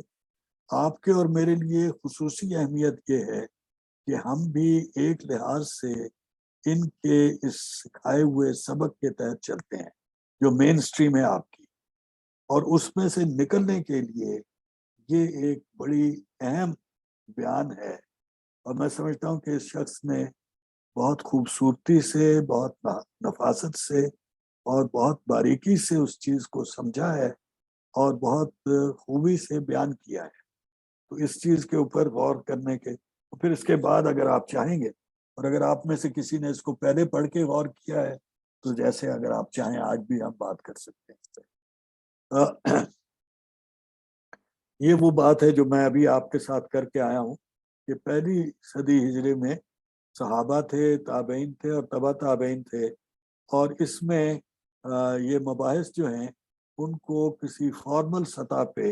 ले जाने का बहुत ज़्यादा हमें रुझान नहीं मिलता है। अलबत्ता ये जो तारीखें मैंने आपको बताई, जैदी फ़िका जो है वो 740 एडी में उनका वफात है, और हम्बली जो 855 एडी में उनकी वफात है। तो ये एक 100 साल का अरसा, फिर वही सदी वाली जो बात आ जाती है, लेकिन वो इसकी कोई ऐसी सैंक्टिटी नहीं है, लेकिन ऐसे एक ये दौरानिया है जिसमें सारे फुकहा ने अपनी फ़िका का तज़किरा फरमाया है। और इसमें हमें वो इश्यूज जो कि वही एथनोजेनेसिस जिसकी मैंने आपसे बात की, वो एथनोजेनेसिस असल में होता क्या है? जब मुख्तलिफ तहजीबों, मुख्तलिफ सकाफ़तों, मुख्तलिफ मिजाजों, मुख्तलिफ अंदाज़े ज़िंदगी वाले लोग मिल के ज़िंदगी गुजारना चाहते हैं, और ये कब चाहते हैं? जैसे मैंने आपको बताया, शहरी ज़िंदगी में ये लाजिम है। तो शहरी ज़िंदगी के लवाजमात में इनको हम आहंग करना ज़रूरी होता है, और जब ये हम आहंग करने की कोशिश हो तो उसमें जो फिक्री फ़र्क होता है, जो अमल का फ़र्क होता है, जो तरीक़ाकार का फ़र्क होता है, जो अंदाज़े ज़िंदगी का फ़र्क होता है, जो अल्फाज का फ़र्क होता है, उसको उबूर कर, उस पे हावी होने के लिए, उस फासले को उबूर करने के लिए हमें मुतबादिल निकालने पड़ते हैं। ये वही चीज़ है जो आप लोग अंग्रेजी की इस्तिलाहें इस्तेमाल करके अपनी गुफ्तगू में करते हैं। मैं भी इसका कायल हो गया इसी वजह से कि मैंने ये समझा कि ये एक लिंग्वा जेनेसिस है, ये लैंग्वेज की एवोल्यूशन है जो इस तरीके से होती है। नई जुबान इस तरह से वजूद में आती है, उर्दू इसी तरह से वजूद में आई थी, अंग्रेजी इसी तरह वजूद में आई थी, कि ये लोगों का लेन देन जो है आपस में फिक्री तौर पे, सकाफती तौर पे हम आहंग होने के लिए ये एक लाजमी चीज़ है,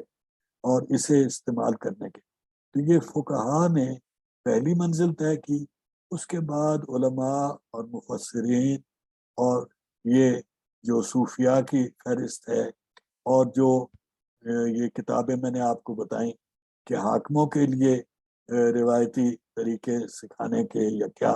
उनको बेहतर हुकूमत के अंदाज क्या हैं, तो वो इखलाकियात जिन्हें आप इस्लामी मुसलमानों के इखलाकियात समझें, वो खिलाफत में कैसे तयशुदा थे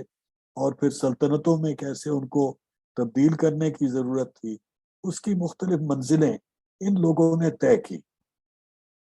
इसी तरीके से वो तसादुम, फिक्री तसादुम जो ईसाइयत और इस्लाम का या ज़ोरास्ट्री अकायद और इस्लाम का था, इसको उबूर करने, इसको इसको हल करने के लिए इन लोगों की फिक्र जो है, ये वो एथनोजेनेसिस है जिससे वो लोग जो अपने मजहब छोड़ के इस्लाम में दाखिल हुए,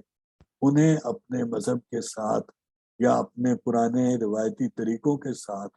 ये फैसला करना आसान हुआ कि कौन सा नाम, कौन सा तरीका बरकरार रखा जा सकता है। ये मसला अरबों को भी पेश आया था, जो अगर कोई अब्दुल लात या अब्दुल उज़्ज़ा कोई कहा करता हो तो उसके लिए अब ये मुमकिन नहीं था, अब्दुल्ला ही सिर्फ हो सकता था। इसी तरीके से बहुत सारे हिंदू नाम जो हैं, मसलन लाल है, वो उसमें कोई ऐब नहीं है, लेकिन अगर वो हम राम का नाम बीच में डाल देंगे या कोई कृष्ण का नाम डाल देंगे तो उस पर ऐब आ जाएगा, या कोई ऐसे किसी देवता का उसमें हम करेंगे। तो ये चीज़ें करने के लिए इन लोगों की फिक्र एथनोजेनेसिस करने के लिए लाजिम थी। ये भी उस स्लाइड की तरह है जो मैं पीछे छोड़ आया हूँ, ये आपके गौर करने के लिए है। इसके ऊपर भी इसी तरीके से या तो अगली किसी गुफ्तगू में, या फिर मैंने जैसे आपको बताया मेरा رابطے کے آپ کے پاس حوالے ہیں، اگر کسی کا جی چاہے اس پہ زیادہ بات کرنے کا. لیکن اگر کسی نے اس کو پڑھ کے ابھی تک غور کیا ہے، میں نے یہ کل ہی بھیجی تھی لیکن برسوں، لیکن وہ اس میں تھوڑا سا شاید آپ کو غور کرنے کا موقع ملا تو بات ہم کر سکتے ہیں. یہ جو ایک بات ہے، میرا اپنا گھنٹے کا ارادہ جو ہے اس سے میں آگے نکل رہا ہوں، لیکن تھوڑا سا میں وقت فالتو لے لوں گا آج، کیونکہ یہ دو باتیں آگے کرنی مجھے بہت ضروری لگتی ہیں. ایک تو یہ کہ مسلمانوں کی جو سوچ کی لمیٹیشن، جس کا میں نے آپ سے ذکر پہلے کیا، اس کی نوعیت کیا تھی. جو فطرت کے بارے میں خاص طور پہ غور و خوض ہے، اس میں فطرت کو سمجھنے کے لیے انسانوں نے تین مختلف انداز یا مختلف حدیں دیکھی. ایک کچھ ایسی چیزیں دیکھی جو فطرت نے باقاعدہ کر کے دکھائیں، جیسے کہ مٹی ہے تو اس میں پانی گرا، وہ نرم ہوئی، دبی، پھر اس میں وہ نشان پڑ گیا، پھر وہ سوکھ گئی، پھر وہ نشان والی جگہ جو ہے وہ اسی حیت میں رہ گئی. تو برتن بنانے کا معاملہ اسی طریقے سے، چونچدار جو پتھر ہے یا کانٹا جو ہے اس کی چونچ سے زخمی ہونا، یہ قدرت نے کر کے دکھایا اور روز ہوتا ہے، انسان سیکھ گیا. دوسرا وہ چیزیں جو کہ قدرت میں اپنی اس حیت میں نہیں تھیں لیکن ہم نے کرنی سیکھ لی، جیسے یہی مٹی کی جو مثال آپ کو دی، تو اس کا چورس شکل میں رکھ کے خود آگ سے پکا لینا، یہ انسانوں نے ایک اضافہ کیا. لیکن یہ ایک فطری عمل تھا، ایک فطری طریقہ تھا جسے ہم نے سیکھا اور استعمال کر لیا. اسی طریقے سے دھاگا بنانا جو ہے وہ فطرت کے ان عطیات میں موجود تھا جو کپاس میں اور اون میں مثلاً پایا جاتا ہے، اور پھر اس کو آگے استعمال کرنا ہم نے سیکھ لیا. تیسری وہ قسم تھی جہاں پہ فطرت نے کچھ چیز کر کے نہ دکھائی، نہ اس کے لیے انتظام یوں کر کے دیا، لیکن وہ فطرت میں گنجائش موجود تھی. ایسی چیز کو کرنا انسان نے ایجاد کیا. یہ عام طور پہ یہ ایجادات جو ہیں یہ آپ کو یہ ہمارے اس دور کے بعد ملے، سن 1500 کے بعد ملے. یہ ایسی ایجادات ہیں جن کو کرنے کے لیے یہ زوم لازم ہے کہ انسان کے پاس اختیار ہے فطرت میں ایسی مداخلت کرنے کا جسے فطرت نے نہیں کیا. ایسے میٹلز بنانا، ایسے دھاتیں یا ایسے بلکہ ایلیمنٹس بنانا جو کہ فطرت میں نہیں ہے. پیریوڈک ٹیبل میں ایک ایلیمنٹ ہم نے دریافت نہیں کیا، اور سب کوشش کرنے کے بعد جب وہ دریافت نہیں ہوا تو ہم نے اسے خود لیبارٹری میں بیٹھ کے ایک عمل سے پیدا کرنے کے لیے کوشش کی اور دعویٰ کیا کہ ہم کامیاب ہو گئے. یہ کام جو ہے اس کے لیے وہ کہنا کہ میں فطرت میں مداخلت کا استحقاق رکھتا ہوں، یہ سوچ ضروری تھی. اور یہ فیتھ کے ساتھ بہت مشکل ہوتا ہے. اس کی حد جو فیتھ کے زمانے میں تھی وہ الکمی تھی، جس میں وہ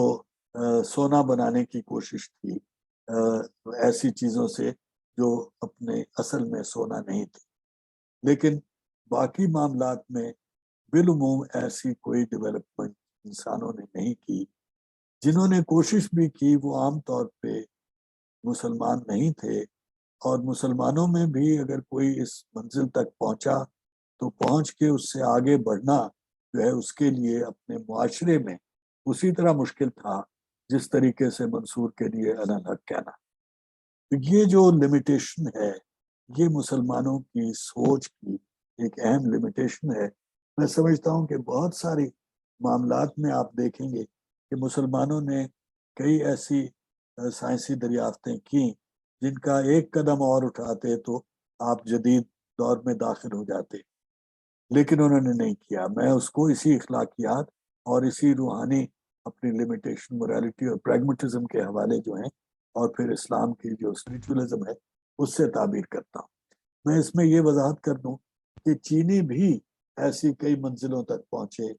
کئی چیزیں انہوں نے ایجاد یا دریافت کی اور پھر ترک کر دی. تو ان کا فرق یہ تھا کہ انہوں نے بنانے کے بعد اس کے اخلاقی اثرات کو سوچا اور سمجھا کہ یہ اسے رائج کرنا مناسب نہیں ہے، لیکن مسلمانوں نے کئی مرتبہ صرف یہ دیکھ کے کہ اس میں وہ اخلاقی قدغن ہے روحانی، اس لیے اسے چھوڑ دیا۔ یہ بہرحال میری رائے ہے، اور اس کے لیے یہ جو ایک چھوٹی سی فہرست ہے کہ کس قسم کی چیزیں انسان مسلمانوں نے کی تھی، اس میں آپ کو مثالیں میں نے پیش کی ہیں، جو جس طرح 1500 کے بعد والی چیزوں میں نے آپ کو بتایا، ان میں بجلی کا استعمال، ایٹامک انرجی، اور پھر اس طرح کی اور تباہ کرنے والے معاملات جو ہیں یا متاثر کرنے والے معاملات، یا جس طرح کی مثال میں نے آپ کو دی، وہ اس میں آ جاتے ہیں۔ یہ آخری سلائیڈ تو صرف اس فہرست سے متعلق ہے جو میں ہر دفعہ آپ کے سامنے رکھتا ہوں، کہ یہ سارے پہلو ہیں جن کے حوالے سے بہت ساری معلومات ہم اکٹھی کر سکتے ہیں اسی تفریق کے عمل میں، اور اس شجرے اور شیرازے کے حوالے سے جس کا ہم تذکرہ کر رہے ہیں۔ لیکن یہاں پہ آج میں صرف اس حد تک بات کر سکتا ہوں، آگے جس حد تک پھر آپ لوگ انشاءاللہ تحقیق کریں گے، یا اگر مجھ سے کچھ ہو سکا تو میں حصہ لوں گا، یہ ممکن ہو۔ تو آج کی گفتگو میں یہاں ختم کرتا ہوں، آپ لوگوں کے سوالوں کے لیے میں حاضر۔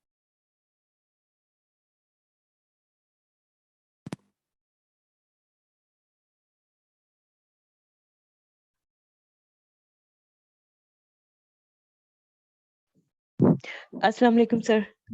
السلام جی۔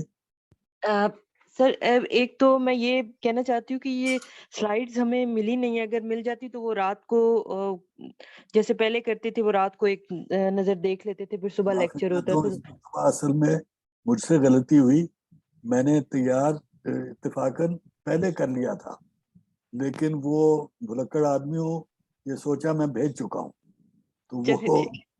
جس دن پھر میں نے دیکھا کہ ابھی نہیں میں نے بھیجا، تو اس وقت معذرت کے ساتھ میں نے بھیج دیا۔ I'm sorry about that، یہ میری غلطی۔ No, no, no, it's okay. سر میرا سوال یہ ہے کہ یہ آپ نے ابھی بتایا کہ یہ جو آپ نے نقشے دکھائے تھے سر، اس میں اسپیشلی وہ جو بلیک اینڈ وائٹ تھا جس میں وہ گرے اور بلیک آپ نے ایروز دکھائے تھے سر، یہ جو ایران ہے، جب ہم ایران کو دیکھتے ہیں تو اس کا ایک تو یہ آرین، آپ نے بھی کہا کہ یہ اپنی ثقافت کو اور اپنے کلچر کو لے کے they are very I mean conservative۔ جی، دوسرا یہ کہ سر جب اسلام آ گیا اور اس کے بعد آپ نے کہا کہ یہ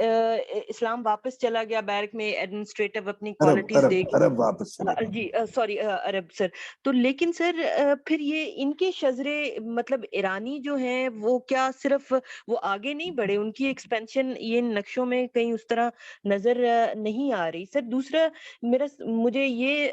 تھوڑی سی کنفیوژن ہوتی ہے کہ لیٹس سے کہ یہ اگر آرینز ہیں، اور سر آپ یہ دیکھیں کہ کولونیل پیریڈ بھی انگریز بھی یہاں تک آ کے رک گئے، اس طرف نہیں گئے، اس سائڈ پہ ایران کی طرف نہیں گئے، اور سر یہ باقی یہ جو جب 19 سینچری میں بھی دیکھتے ہیں تو ایک ایسے ایران کے اندر جیسے یہ پہلوی ڈائنیسٹی ہے، ایسا ایک سوچ ابھرتی ہے کہ ہم پیور ہیں اینڈ وی آر سپیریئر، اور پھر جب 1933 میں ایران کا نام بھی ایران ہونا، پیور لینڈ، تو سر یہ ذرا تھوڑا سا مجھے بتائیے گا کہ مطلب ان یہ کیوں نہیں ایکسپینشن ان کی کیوں نہیں ہمیں نظر آتی، اس میں کیا وجہ تھی؟ اور دوسرے سر کیا یہ واقعی آئی مین ان کی جرمینک ہیں، اور یہ ان کا جو اینشینٹ ان کی جو فاؤنڈیشن ہے وہ ایسے ہی ہے؟ شکریہ جی۔ پہلی بات تو یہ آخری جو آپ نے جملہ کہا اس کی میں وضاحت کر دوں، یہ جرمینک اور آرین کو جوڑنے کا کام یہ بھائی ہٹلر صاحب کا تھا، یہ اس سے پہلے جو جرمینک کے ساتھ جوڑنے کا نہیں تھا، لیکن آرین کی اصطلاح اسی طریقے سے جس طرح انڈو آرین میں نے شروع کی ایک گفتگو میں آپ کو توجہ دلائی تھی، اور اسی طرح سے جس طرح سے آپ کو کوکیشن کی اصطلاح میں نے پچھلی ہفتے کی گفتگو میں توجہ دلائی ہے، یہ جہاں پہ جدید تاریخ نگاری گم ہو جاتی ہے نا، اور جہاں پہ اس سے یہ نسلی حوالے جوڑے نہیں جاتے، وہاں وہ اس قسم کی کوئی وہ ایک کوچی لے کے ساروں کے اوپر پھیر دیتے ہیں. تو یہ آرین کا جو تصور تھا اس کو انگریز نے بہت ہوا دی اپنے دور کے دوسرے حصے میں. پہلے حصے میں بھی کچھ تھوڑا تذکرہ تھا، لیکن جب تک ان کو سنسکرت اور لاطینی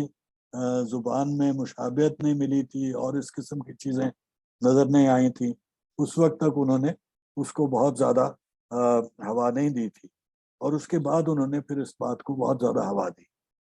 تو یہ جو جرمینک کا لفظ ہے اس کو تو آپ اپنے اس گفتگو اور اس لغت سے نکال دیں. اب رہ گیا آرین کا سوال. تو آرین کی بھی جو وضاحت میں نے آپ سے کی کہ آرین کا ریشل حوالہ بھی بہت پرانا ختم ہو چکا ہے. اب ہم آرین سپیکنگ لوگوں کی بات کرتے ہیں، اور وہ بھی یہ کہ آرین ایک زبان نہیں بلکہ ایک برادری ہے، ایک خاندان ہے زبانوں کا، جن کے ساتھ منسلک لوگ کسی علاقے میں کچھ مشابہت ان کی رہتی ہوگی، وہاں سے یہ ابھر کے آ گیا ہے. یہ بھی بہت زیادہ معقول اور ڈپینڈیبل حوالہ نہیں ہے میری رائے میں. تو یہ دونوں چیزیں تو آپ بیچ میں سے اپنے اس میں سے نکال دیجیے. اب آ جاتے ہیں ہم اس بات کی طرف کہ ایران کا پھیلنا کیوں نہیں ہوا یا کیسے ہوا. تو اس میں جو پچھلی ہم گفتگو کر چکے ہیں اور آج کی گفتگو میں بھی میں نے آپ کے سامنے ساسانی اور اخمینی لوگوں کا تذکرہ کیا.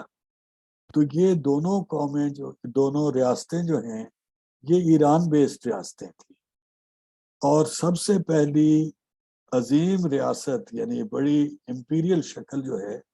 وہ انہوں نے ہی بنائی تھی. 500 قبل مسیح کے زمانے میں جو اخمینی فاتح تھے انہوں نے ایک عظیم ریاست بنائی. اور میں نے آپ کو اس گفتگو میں توجہ دلائی تھی کہ سکندر اعظم جس کو ہم کہہ دیتے ہیں اس کا عازم ہونا تو چونکہ ہمیں جدت نے سکھا دیا کہ اس کو عظیم کہا جائے اس لیے مان لیتے ہیں. سکندر کی کامیابی کا بڑا جو اعظم پہلو ہے وہ یہ کہ اس نے چند سال میں اس سارے ریاست کو سارے علاقے کو فتح کر لیا جو اخمینیوں کی ریاست تھی. اس سے باہر کو خاص اس نے علاقہ فتح نہیں کیا، لیکن چونکہ وہ بہت بڑی ریاست تھی جس کو اس نے فتح کیا اس لیے ہمیں اسے فاتح عالم کہنے کا حکم ہو گیا ہے. تو ایرانی جس زمانے میں ابھرے تھے اس زمانے میں وہ جس حد تک جا سکتے تھے وہاں تک پھیل چکے تھے، حتیٰ کہ مصر تک بھی وہ پہنچے اور یونان تک بھی وہ پہنچے،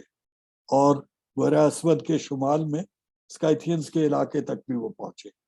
اور ان ساروں کی نکالی کی بعد میں سکندر صاحب. تو یہ تو ان کی ایکسپینشن کی حقیقت یہ ہے. اب جو اصل آپ کا سوال ہے کہ وہ اس دور میں کیوں اس کا ہم کوئی ایسا اثر نہیں دیکھتے اور اس کے بعد کے دور میں، تو اس میں گزارش یہ ہے کہ آپ اس وقت سے آگے جس تاریخ سے ہم نے اس دور کو شروع کیا ہے اس کے پہلی صدی 2 صدی گزرنے کے بعد یعنی 700 عیسوی کے قریب سے آپ ایران کو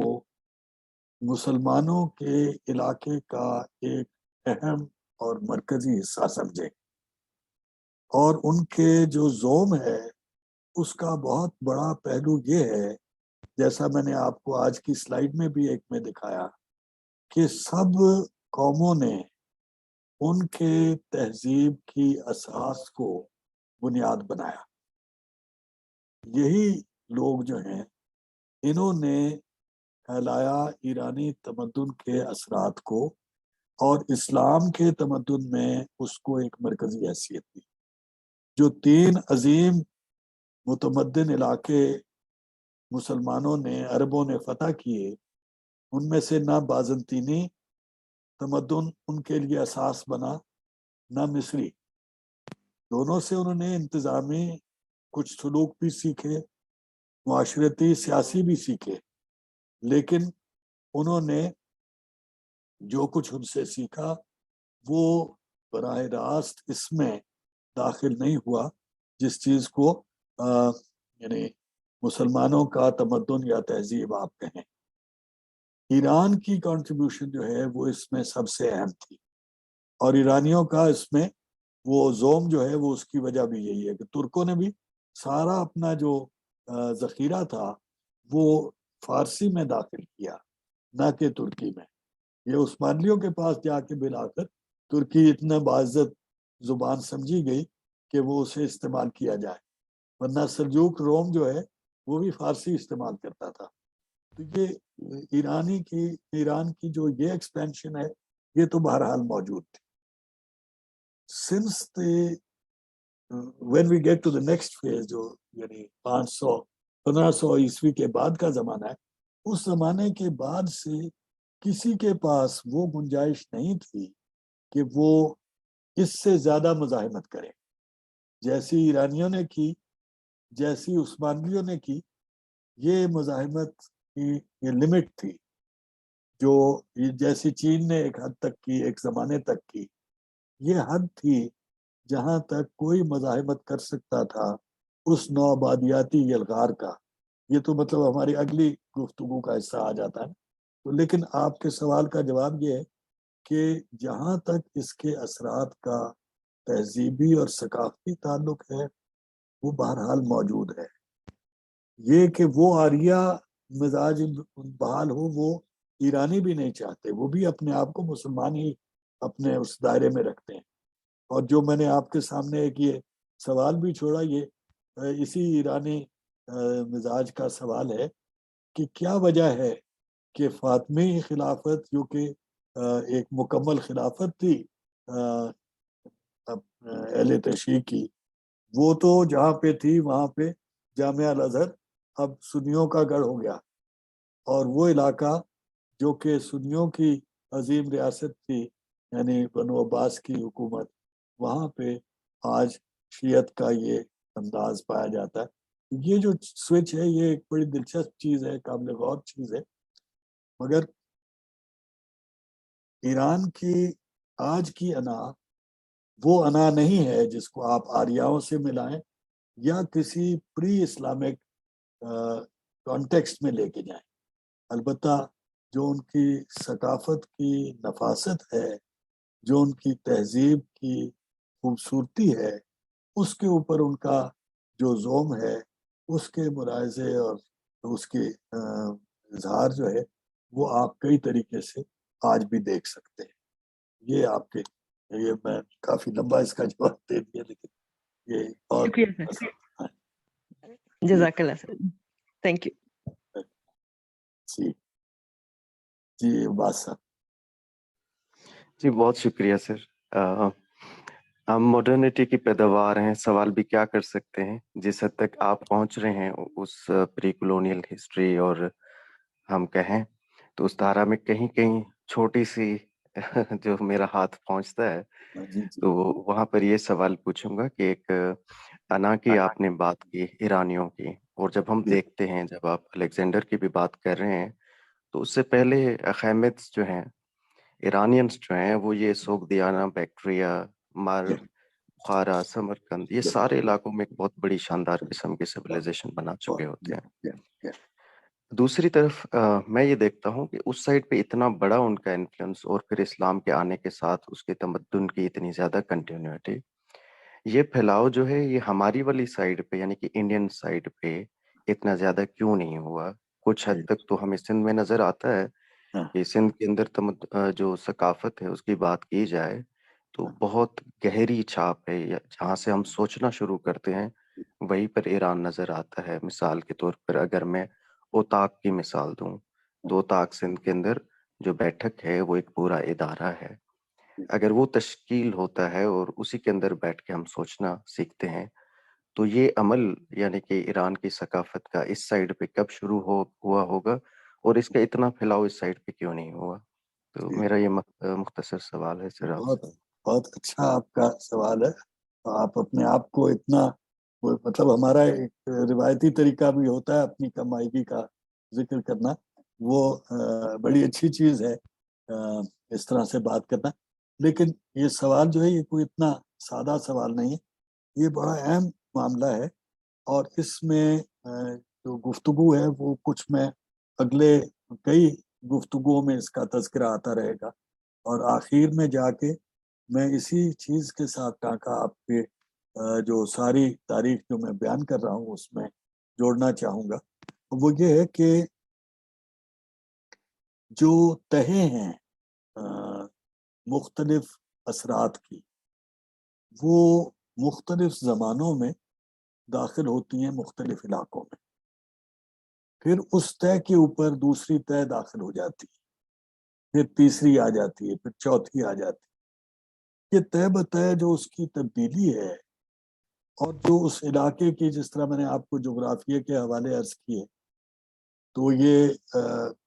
مجھے معلوم نہیں کہ آپ پچھلے کتنی گفتگوؤں میں تشریف رکھتے رہے ہیں، لیکن ایک جو ٹپوگرافی کا اور جیوگرافک جو کلائمیٹک معاملات ہیں، اور جو شیرازوں کا میں ذکر کرتا رہا ہوں، یعنی جو لوگ آ کے بستے رہے ہیں اس میں، اس کے سارے ایک ملا ہوا جو اثر ہے وہ اس کا امپیکٹ ہوتا ہے۔ اب مثلاً آپ سندھ کی بات کرتے ہیں، سندھ کے ساتھ آپ بلوچستان کو ملا دیں، آپ افغانستان کو ملا دیں، آپ تاجکستان کو ملا دیں، آپ کے پی کا علاقہ ملا دیں، آپ پنجاب کا ایک بڑا حصہ ملا دیں، ان سارے علاقوں تک اخمینی آئے، ان سارے علاقوں میں ان کے اثرات تھے،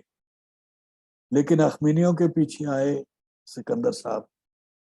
اور سکندر صاحب جب پسپا ہوئے تو اخمینیوں کے جو جانشین ہیں ان کے لیے یہاں آنے کا رستہ نہیں چھوڑا تھا، کیونکہ وہاں پہ جو سکندر کے جانشین تھے سیلیوسڈ، وہ وہاں پہ موجود تھے بیکٹریا میں۔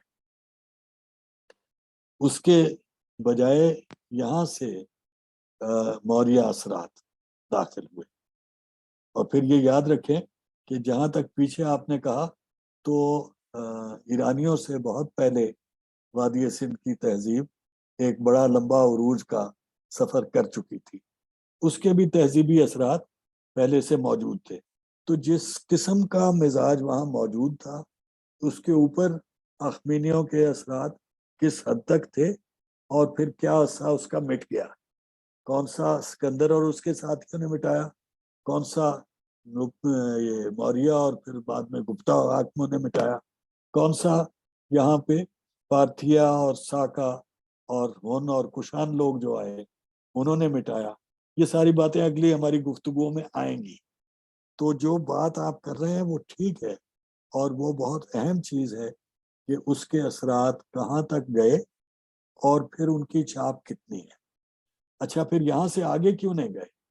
یہاں سے آگے پوچھے سکندر اعظم کیوں نہیں گیا؟ سکندر صاحب کے بتاتے ہیں کہ ستلج کے قریب یا بیاس کے قریب یا شاید راوی کے قریب اس کی فوج نے بغاوت کر دی، کہا ہم آگے نہیں جاتے، کیونکہ آگے کا جو علاقہ ہے وہ غیر متمدن اور ایسا علاقہ ہے جس کے بارے میں کسی کو کچھ معلوم نہیں، تو وہاں جانے کا کوئی فائدہ نہیں۔ یہ موقف تھا اس زمانے کا۔ اب یہ اس قسم کی کیفیتوں کا فرق جو ہے، اس کے نتیجے میں مختلف اثرات مختلف زمانوں میں آتے رہے۔ پھر جب ساسانی بالآخر آئے تو پھر وہ کیا اثر چھوڑ کے گئے، پھر محمود غزنی کے ساتھ جو ایرانی اثر آیا، تو سبق ہندی کا ذکر ہے وہ سعد سلیمان کے حوالے سے،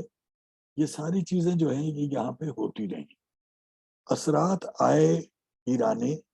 اور ان کی بہت گہری چھاپ آپ کو ہمارے مختلف علاقوں میں، یا جیسے میں کہتا ہوں کہ تہذیب کے مختلف مورچوں میں آپ کو وہ گھات لگائے بیٹھے ملیں گے، وہ نظریے اور خیالات جن کو ہم پہچانتے نہیں ہیں، کیونکہ وہ اتنے پیچھے رہ گئے ہیں ہمارے شعور کے دائرے میں کہ ہم سمجھتے ہیں کہ وہ ہماری ایجاد ہے۔ پھر پاکستان کا خطہ جو ہے اس کے مزاج کی ایک اپنی خاصیت ہے، اور اس کے اوپر بہت لمبی میں بات کر سکتا ہوں، فی الحال نہیں کروں گا۔ تو وہ اگر آپ پسند کریں گے تو کسی وقت مطلب فون پہ بات کر لیجیے یا ای میل پہ کیجیے یا کسی اور طریقے سے، تو ہم بات کر سکتے ہیں کہ کیا کیا خطہ پاکستان کے مزاج کی کیا چیزیں اور کیسے۔ مگر جو بات وہ اس چیز سے متعلق ہے، یہ طے بطے جو شجرے مختلف بنتے رہے اور جو شیرازے مختلف آتے رہے، ان کی تاثیر کس وقت کیسی نظر آتی ہے، یہ جاننا ہی ہمارا علم ہے. اور اس کی باریکیاں جو یعنی آپ نے جو کہا بھائی مجھے تو آپ نے پھونک دے دی، لیکن اتنا علم ہے اس میں جاننے والا کہ ہم میں سے کوئی تنہا نہیں اس کو کر سکتا. تو اس کے بہت سارے پہلو ہیں پوریدنے والے. آپ ماشاءاللہ جوان آدمی تصویر سے نظر آ رہے ہیں. مجھے بڑی امید ہے کہ اگر آپ کو میں آگ لگا دوں گا یا دھکا دے دوں گا تو وہ پھر آپ کسی کو بچا لائیں گے سمندر سے جو ڈوب رہا ہے. تو وہ جو علم ہے وہ وہاں سے نکالنے کی ضرورت ہے کہ یہ کیوں، کون سے علم کی، کون سی فکر کی، کون سی لسانی انداز کی حد کہاں جا کے بنی. تو یہ مطلب سوال آپ کا جو ہے وہ عین اسی سوال کی طرف جانا ہے ہمیں. کچھ باتیں میں آپ کو بتا سکوں گا، بہت ساری باتیں میں نہیں بتا سکوں گا، اور اسی وجہ سے آپ لوگوں کو اکسا رہا ہوں کہ جو چیزیں میں بڑی ابتدائی منزل تک سیکھنے میں کامیاب ہوا ہوں، ان کے اعلیٰ معیار تک آپ ہمیں لے کے جائیں. تو فی الحال اتنا ہی، اور پھر اگلی جو مزید اس کی پیروی بہت آپ جیسے شکریہ کہیں سر، گے کریں. بہت شکریہ سر، تھینک یو. جی فراز صاحب. ڈاکٹر صاحب. سر ایک دو سوال الٹے سیدھے سے کچھ ذہن میں آئے تو آپ سے پوچھنا چاہ رہا ہوں. ایک تو جب ہم یہ کہتے ہیں، اور چونکہ میں خود ظاہر مغل پیریڈ کا اسٹوڈنٹ ہوں تو اس وجہ سے میں تو اس بات کو بہت حد تک مانتا ہوں کہ جو عربوں نے ایران کو فتح کیا تو وہ ایک سیاسی یا ملٹری ایک طرح سے وکٹری تھی، لیکن الٹیمیٹلی ایرانیوں نے بہت حد تک انٹلیکچولی عربوں کو فتح کر لیا. یہ بات ظاہر بہت دفعہ پڑھی، لیکن ہمیں خاص طور پہ 19ویں صدی کے بعد کی جو اسلام کی انٹرپریٹیشن ہے اس کے اندر اس طرح کی بھی چیزیں ملتی ہیں کہ جو اس چیز کو ڈینائی کرنے، یا یہ کہ جی یہ چونکہ یعنی اسلام کو اس کو پیور شکل میں جو رسول اکرم صلی اللہ علیہ وآلہ وسلم یا عربوں پہ نازل ہوا تھا تو ہمیں اسی اسلام کی طرف لوٹنا ہے. چنانچہ بعد کی جتنی بھی چیزیں اس کے اندر شامل ہو رہی ہیں، خاص طور پہ ثقافتی حوالے سے آرکیٹیکچر اور یہ سارا کچھ، تو یہ چیزیں جو ہے نا وہ غلط ہیں اور ہماری زندگی سے اس کو نکال دیا جانا چاہیے. تو یہ جو پیور اسلام کرنے کی ایک خواہش یا کوشش، اور خاص طور پہ 19ویں 20ویں صدی کے اندر نظر آتی ہے، تو اس نے ظاہر اس کو چیلنج بھی کیا کہ ایرانیوں نے جو کچھ ہمارے ساتھ کیا ہے وہ بہت حد تک غیر اسلامی ہے، اور غیر اسلامی جو چیزیں ہیں وہ شامل کر لی گئی ہیں. تو یہ اس حوالے سے سر آپ کی رائے کیا ہے؟ دوسرا میرا سوال جو ہے نا اس سے کسی حد تک تھوڑا سا مختلف، کہ جو آپ نے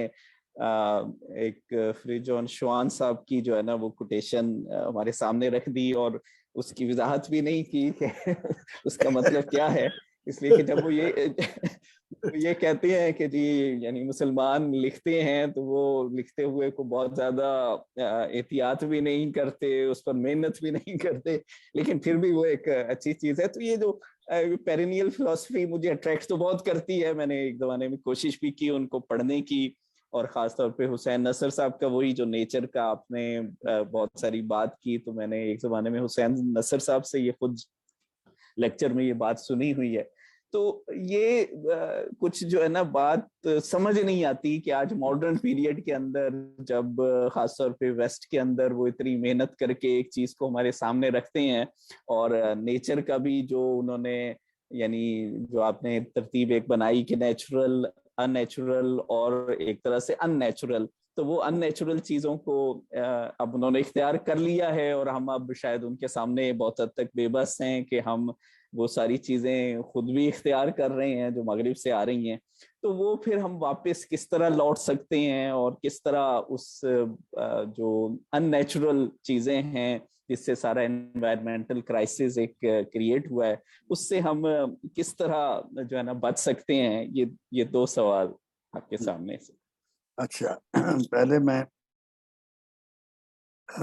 ایک تو ذرا مجھے پہلے والا سوال دوبارہ یاد کرا دیجیے. سر وہ جو ایران کا جو انفلوئنس ہے، یعنی ایران نے ایران عرب کا، کو فتح ٹھیک کیا. ٹھیک ٹھیک. اچھا، اس میں پہلی بات تو یہ میں وضاحت کر دوں کہ کسی چیز کو، اور یہ میری مستقل میرا آپ کے ساتھ گزارش ہے، آپ سب ساتھیوں کے آگے، یہ جو ہمیں ایک مجبور کیا جاتا ہے ہر دفعہ کہ آپ ایک چیز کے بارے میں کہیں کہ یہ ہے، اور یا یہ درست ہے یا کچھ نہیں درست ہے، یا مطلب کوئی اور چیز درست ہے تو پھر کوئی اور ممکنہ چیز نہیں. میری گزارش، اور شاید یہ دونوں آپ کے سوالوں کے جواب میں یہ بات آ جائے گی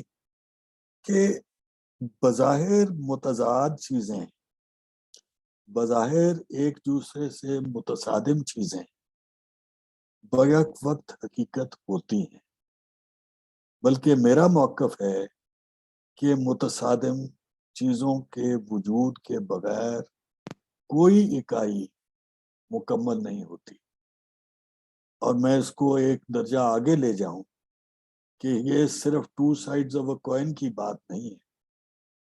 وہ جو دو سائڈیں ہیں کوئن کی، اس کے درمیان ہر سطح جو اس کی تھکنس کو ڈیفائن کرتی ہے، خواہ وہ بہت ہی پتلا کیوں نہ ہو، وہ ساری منزلیں، علیحدہ منزلیں موجود ہوتی ہیں. یعنی کوئی بھی اکائی، کوئی بھی حقیقت، کوئی بھی سچائی صرف ایک چہرہ نہیں ہوتی، صرف دوسرا چہرہ نہیں ہوتی، صرف تیسری اس کی ڈائمنشن نہیں ہوتی،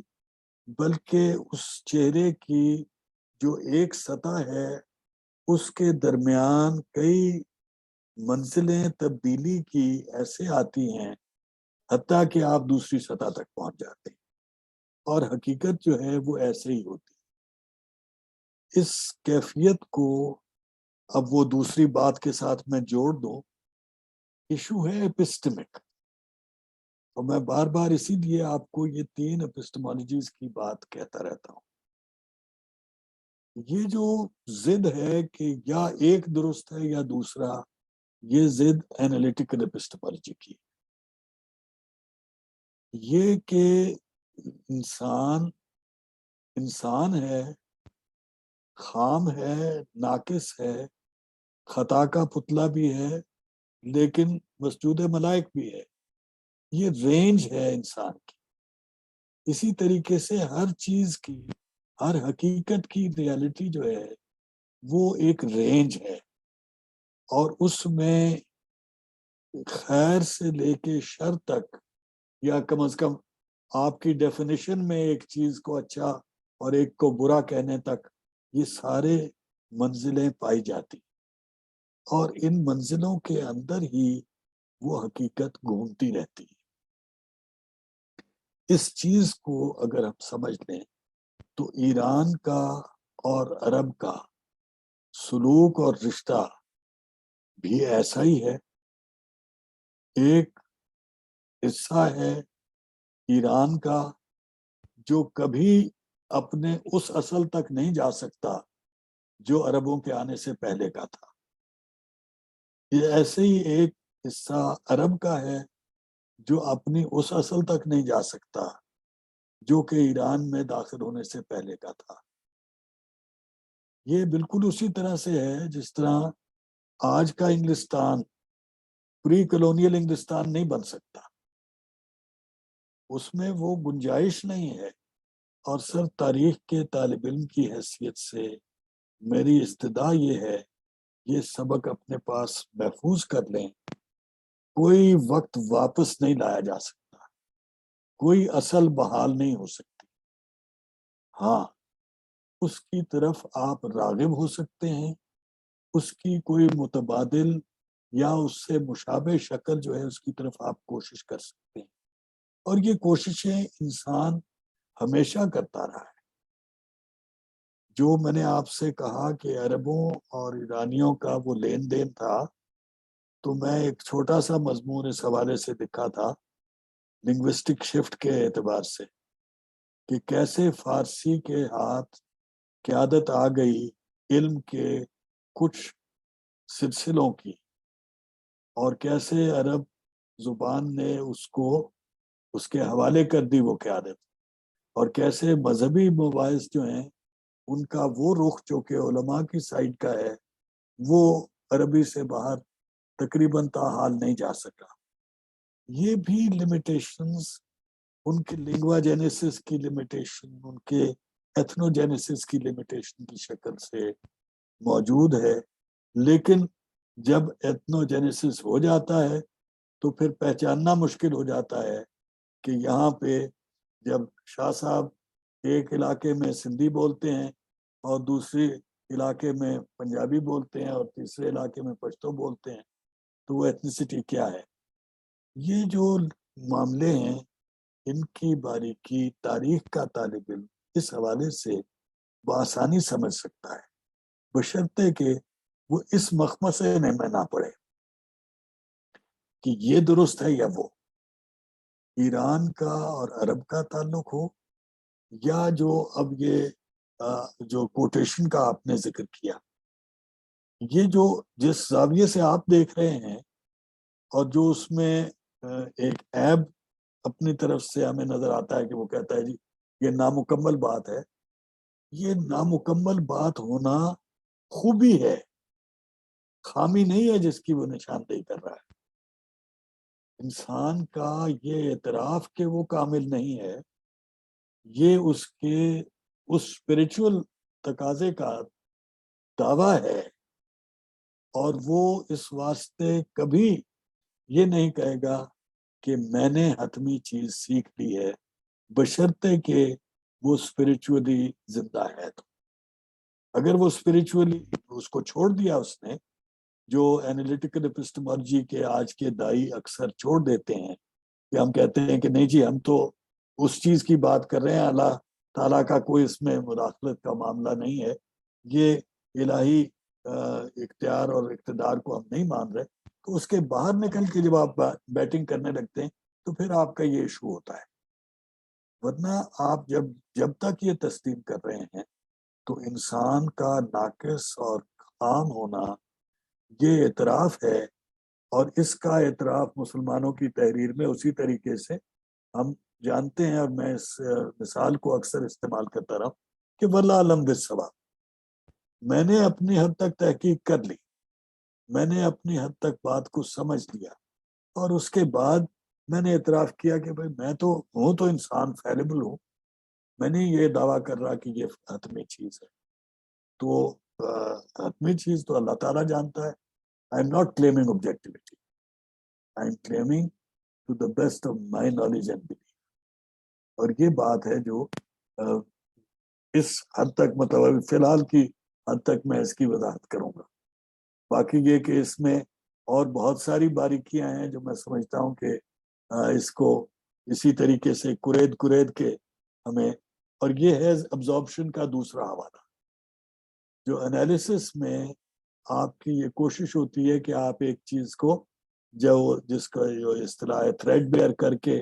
پھر ایک فائنل سٹیٹمنٹ اپنی دیں گے, تو وہ فائنل نہیں ہے. یہ ہے ہر سٹیج کی, جس طرح آپ شعر سنتے ہیں تو ہر دور میں آپ کو وہ علیحدہ سے سمجھ آئے گی کہ ہے جستجو کے خوب سے خوب تر کہاں, آپ کا خوب تر اور ہوگا, میرا اور ہوگا, کسی یہ غلام عباس صاحب جتنے نوجوان نظر آ رہے ہیں ان کے لیے اور ہوگا. تو یہ مختلف ایجز میں ہمیں وہی چیز مختلف انداز سے نظر آتی ہے. تو ریالٹی کی ٹرانزینس اور اس کی آبزرویشن اور کمپریہنشن کی لمیٹیشنز کا اعتراف کر کے اس حقیقت سے سلوک کرنا جو ہے, یہ ہے جو جس کی نشاندہی میرا خیال ہے کہ انہوں نے کی ہے. باقی ہم اس پہ مزید بات کر سکتے ہیں. آپ فرمائیں. بہت شکریہ سر.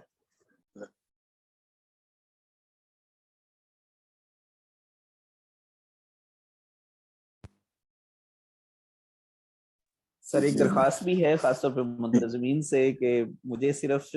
شروع کی میرے خیال 5 سلائیڈز ملی ہیں, اگر وہ مناسب سمجھیں تو ای میل میں پہلے بھیج رہے تھے لیکن اب نہیں بھیج رہے, تو اگر مناسب سمجھیں تو وہ بھیج دیں.